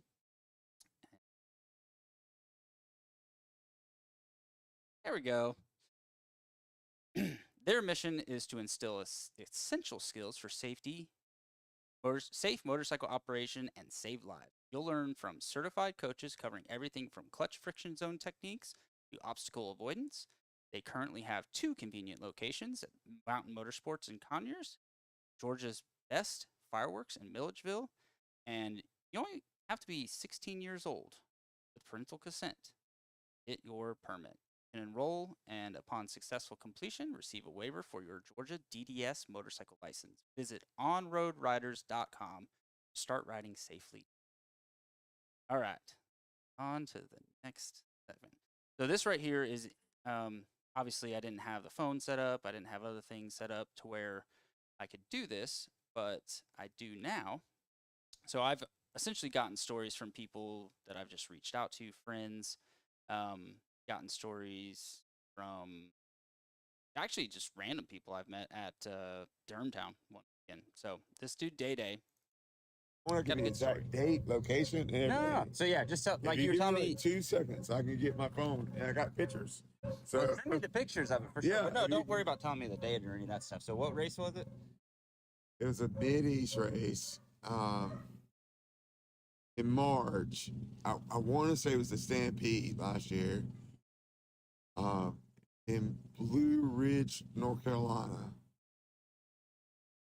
AM race, shaft class. My son was racing inside of a enclosed trailer, 16-foot enclosed trailer. The cables on the side of the trailer got intertwined and went to go push the door. The door did not open immediately. It had a maybe a 4-inch gap. Obviously knew that something was wrong with the 4-inch gap. Went back, pushed the door again, and pushing the door, the cable, the one cable on the left-hand side popped and start unraveling itself. And in the mix of the tension of unraveling itself, it made a strange sound, almost like a whirlwind. Instinctively got feared, threw my hand up, and when I threw my hand up, the cable came across and caught my finger, severed it inside of the glove, and stopped for a minute and didn't realize quite what happened because it was obviously cold outside, and the trauma of it in itself. Got the door to go down after that, and got my son out to get him on the starting line where he needed to be. That's what started this whole incident from the beginning. Your finger was in the glove still, right? Yeah, my finger was inside of a glove. Believe it or not, it was a built glove made by Cycle Gear. Yeah. Not anything that's anybody that rides bikes or anything like that knows that Cycle Gear. Yeah. You know, I won't go into any details about that, just in case it might be sponsored by Cycle Gear. Yeah, you went up to the line, got your kid to the race still. Yeah, with got no my finger. kids to race. But prior to that, I forgot, I missed a moment where my wife called and she was like, "Hey, you gotta get to the line, you gotta get to the line." And I answered the call and I told her, I was like, "Hey, I cut my finger off." And she's like, "Ha, you're being smart, but you didn't cut your finger off. Get up here to the line." And got him to the line. And she got there, and she saw my finger inside her glove, leaning sideways, obviously bleeding. And she's like, "Oh my God, you did cut your finger off." And we do immediately not to take my glove off. We had several dads there on the line looking at it, like, spectators, middies. God, hats off to their medical staff that's there. Because they came up immediately and was trying to help, and they knew the situation. They knew it was severed, and they knew that I needed to get medical help from outside sources that they could not provide there on scene. And it was an event. But my son did start his race. And he finished his race, and I stayed there. I put a tourniquet on it and kept it elevated. And everyone looked at me like I was crazy, but my son finished his race. And like a true mini dad. Yeah, that's what it takes, dedication, man. If you're going to be a dad and a moto dad, I don't think there's many more. Any other dads that go harder than we do, a moto dad. So... we stayed there and let him finish the race, and I believe, don't hold me to it right now off the top of my head, but I think he came in like fourth. Due to, he just wasn't on his game because everything that happened. Cool. No, that's a great story, man. I appreciate it. I want to give you.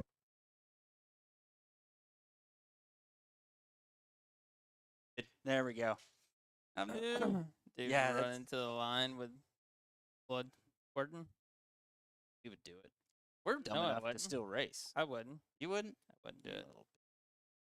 I I knocked off a toenail and quit the race. You totally knocked off a toenail at a race. Totally. That's right. Totally. Did that totally heal again?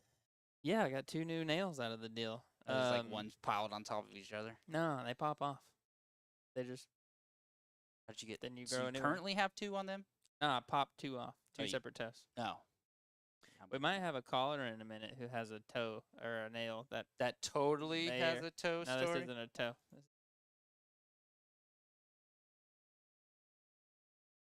Yeah, it's recent. Because you weren't there. It's Dylan at the 8 hour. I don't know what's going on, but for some reason.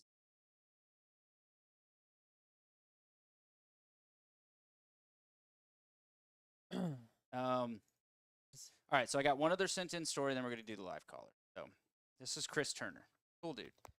All right, let's do this. Let's see. I think it was sometime around the very end of 2006 or beginning of 2007 during that off season.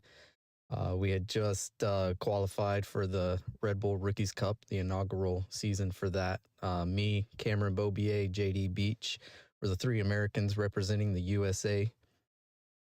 We're at Valencia. This is our second test after actually going through the selection process. This is the first time that we were going to ride the KTM 125s that we were racing that season.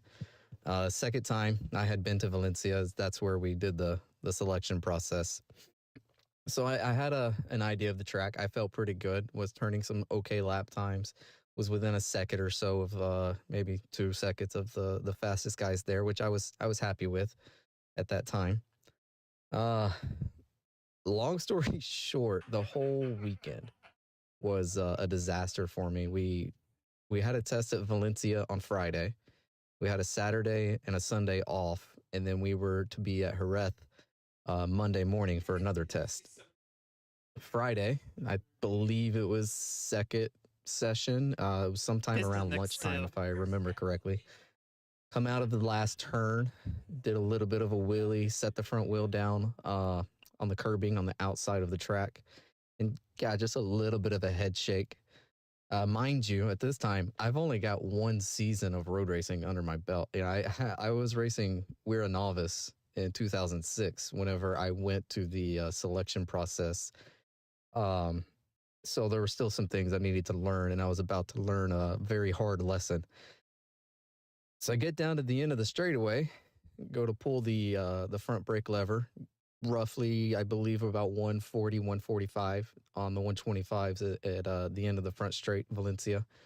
Get on the brakes, and there is no front brakes. Yeah. I learned that anytime you do a wheelie and you get a little head shake, it's possible that it'll spread the front brake pads apart. I learned that the hard way. I don't know that either. I got about halfway through the gravel before I finally was able to get a lever, but at that point it was way too late. I tucked the front. I bounced one time in the gravel, and then I hit the tire wall backwards. I could feel my shoulder blades actually like stretch around the air hump on the back of the leathers, and my shoulders touched the tire wall, and then I kind of just fell forward. And I actually beat the bike to the tire wall, and they said on the data that the bike was doing 120 still whenever it hit the wall. Bent the forks, pushed the front tire into the radiator. I destroyed that bike. First day ever on that bike. I went to the medical center. They kind of hobbled over there with some assistance.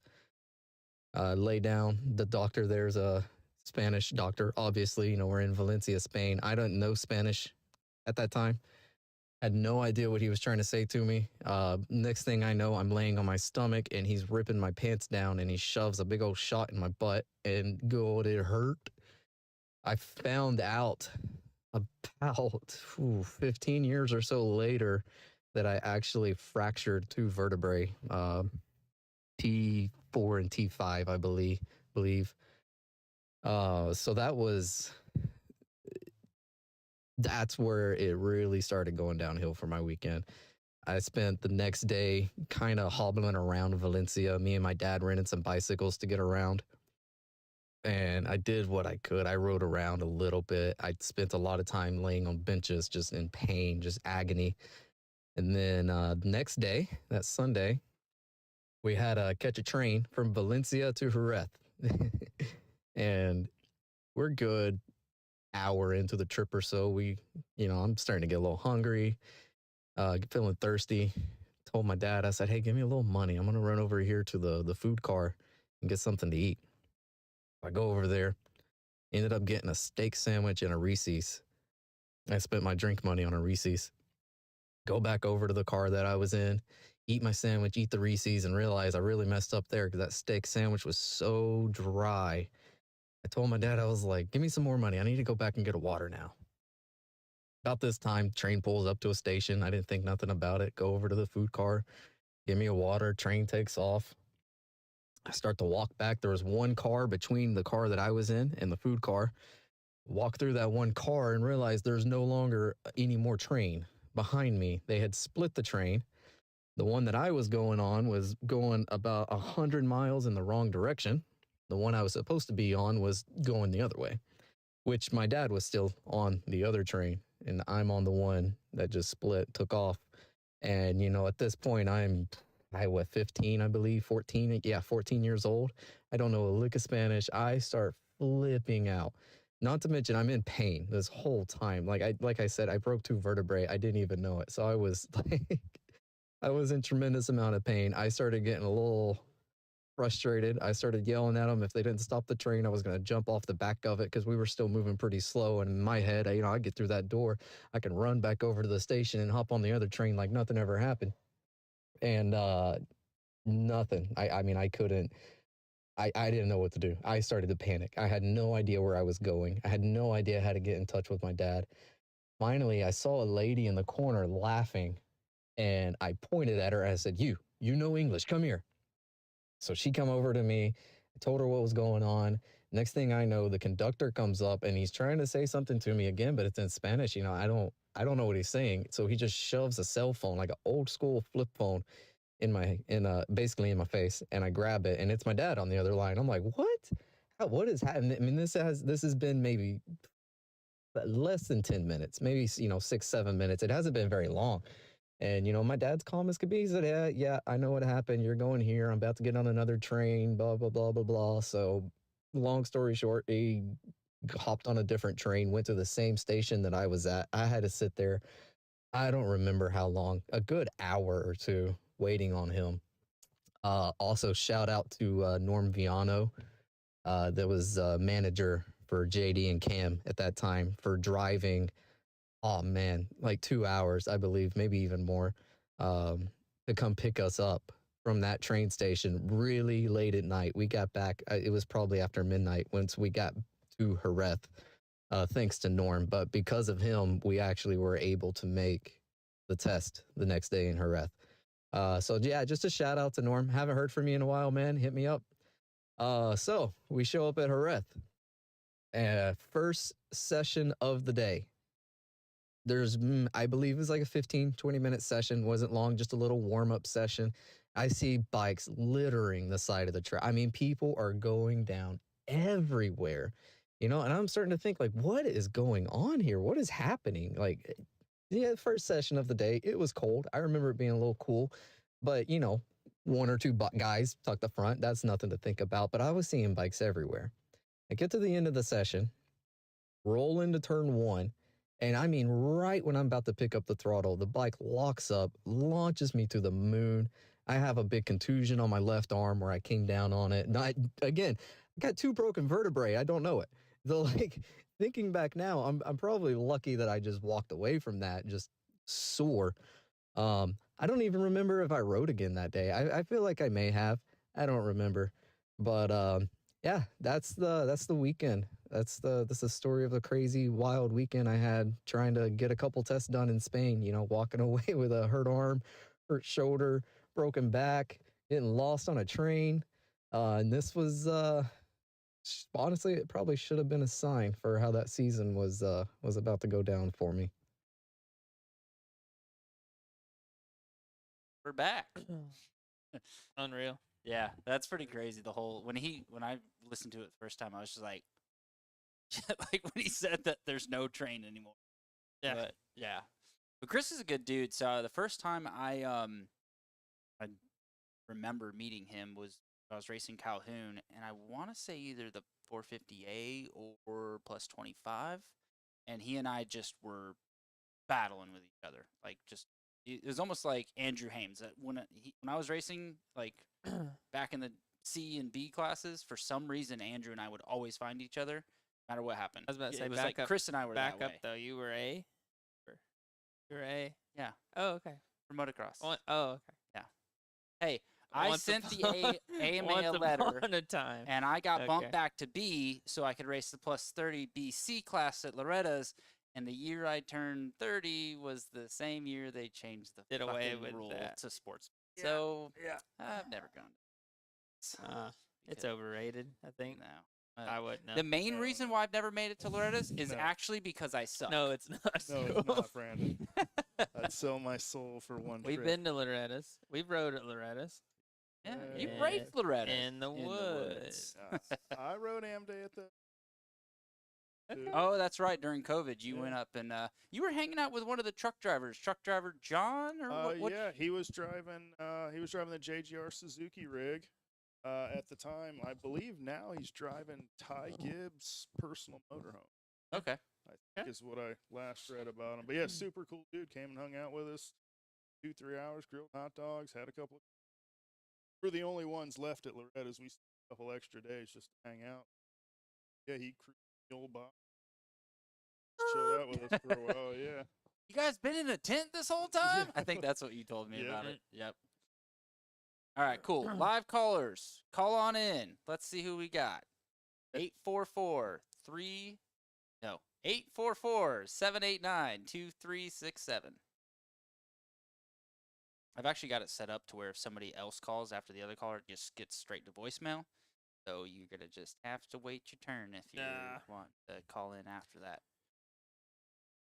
First come, first serve. Yep. Get you some entries into it. YZ250. Built from a professional. Do I get a couple hundred entries for being a special guest? Yeah, yep, you do. Beautiful. You get entries for coming in. All right, cool. Studio. In fact, if I'm going to go ahead and say this, if anybody's in the Atlanta area and wants to come on board and you got some good stories, let me know. We're going to be doing this show bi-weekly on Thursdays from 7 to 9 p.m. Eastern Standard Time. Yeah. Oh, smooth. I just realized the audio.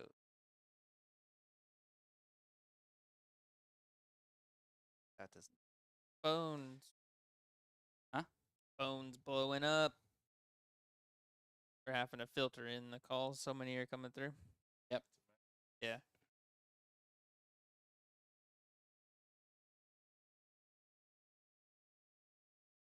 About multitasking? I'm declining all of them. There's too many coming through. Oh, is that it? Yeah. I'm Switchboard's shutting them blowing down. up. Hey, if nobody wants to call, that's fine. We can't take them all at once. Okay.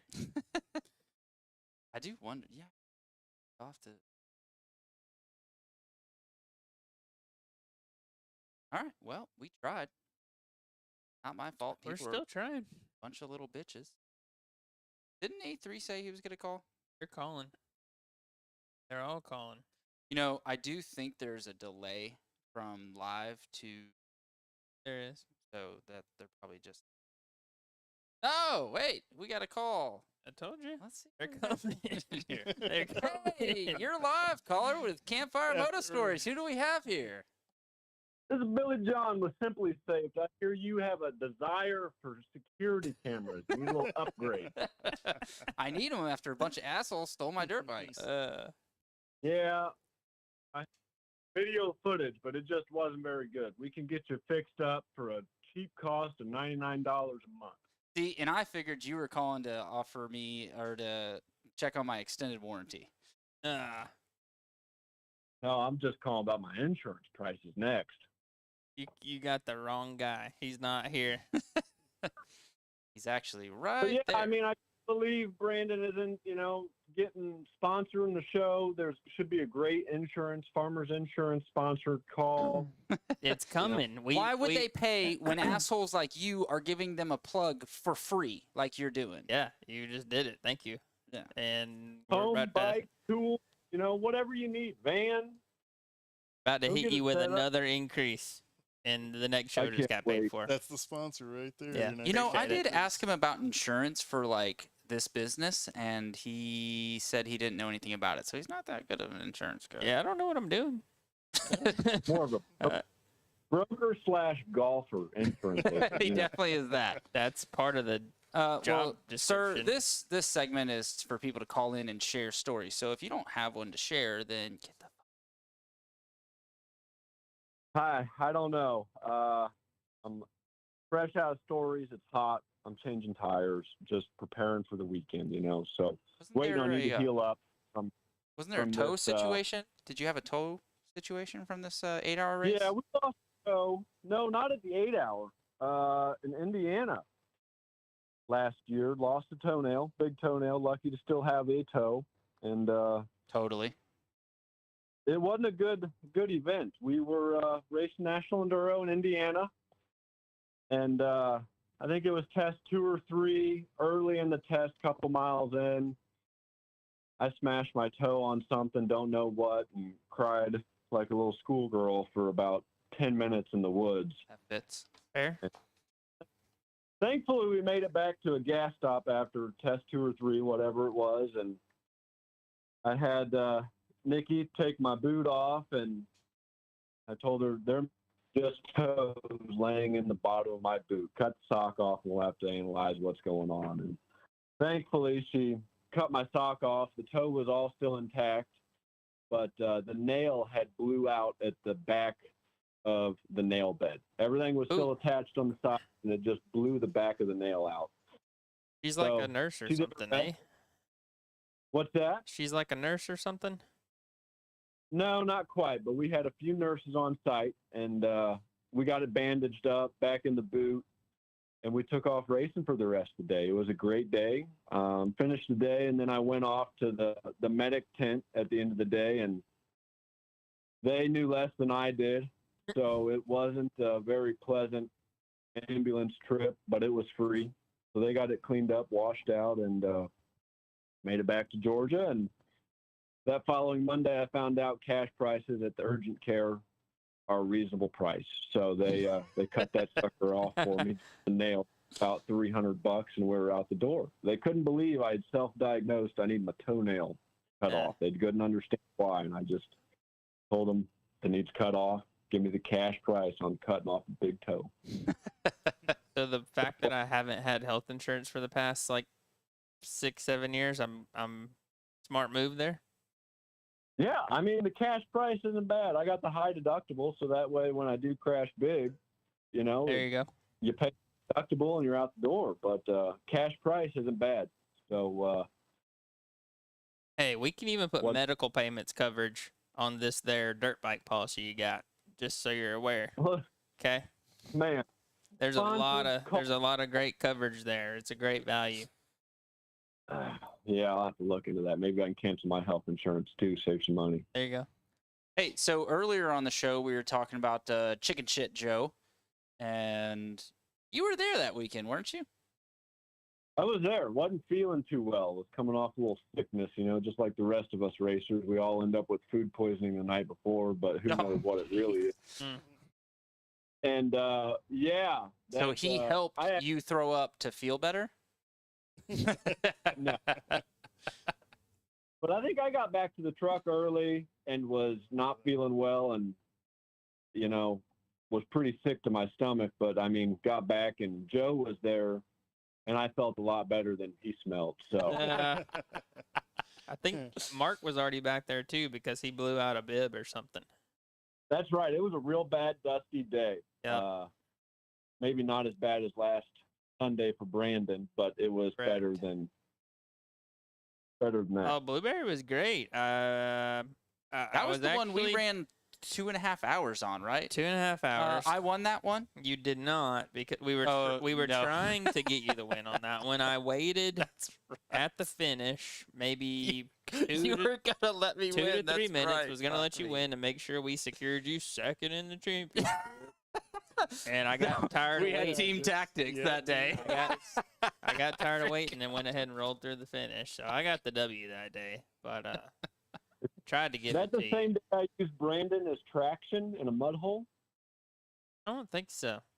I had a good race that day. I raced good at Blueberry. No, you wouldn't have seen Brandon. That would have been Yeah, I that wouldn't would have been been the in following Mudhole. season when he went into A, where he showed. Oh, you and me were okay. That was a Citra. Okay, yeah, no, completely different deal there. Yeah, It was no, dusty that except for the mud hole you were stuck in. except for the mud hole. You that know, I would have never gotten out of. One thing about the chicken ship race that we forgot to talk about, because you raced the AM race. Yeah. Some random guy comes walking through the pits and he's like, I left my boots at home. Oh, Does damn. anybody have boots I can borrow? And you were his size, and you were like, hey, man, I just went through some chicken shit, so they might smell that.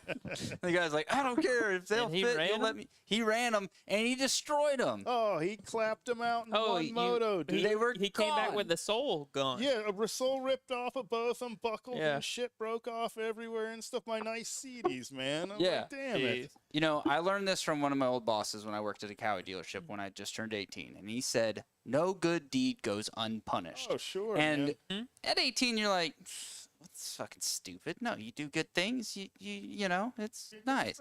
Get them back. No, it's true. Oh, It is a true story. No good. You do something nice for somebody, you get fucked. That's what happens. Be an asshole to everybody, people. Like me. Works out. I don't know if you guys also remember about Blueberry Hill, but I yanked a pretty big hole shot that race. That was okay. Cool. I'm just gonna. So if you remember, the dude on the line in front of you wadded big time, and they rerouted the start. Instead of S-ing back in the They did. field, Correct. they changed it to where instead of S-ing one time, you went straight around it. Yep. And you had such a good start that you actually turned to go to Kind the of like other way, almost and you were started like, breaking it. Holy shit! Keep it signed on. and Yeah. then you went straight again. Yeah. That was good. Yeah, that was a really good start. Because Brandon and I looked at each other, and we were like, he got a good jump. And then we see you do that. We're like, he almost made the wrong turn. Yeah. That was awesome. Yeah. Oh, good times. All right. Well, we're running. All right, well, I'm going to let you guys go. Yeah, we're running about 20 minutes past our show deadline, which is about 2.5 hours past Joe's bedtime.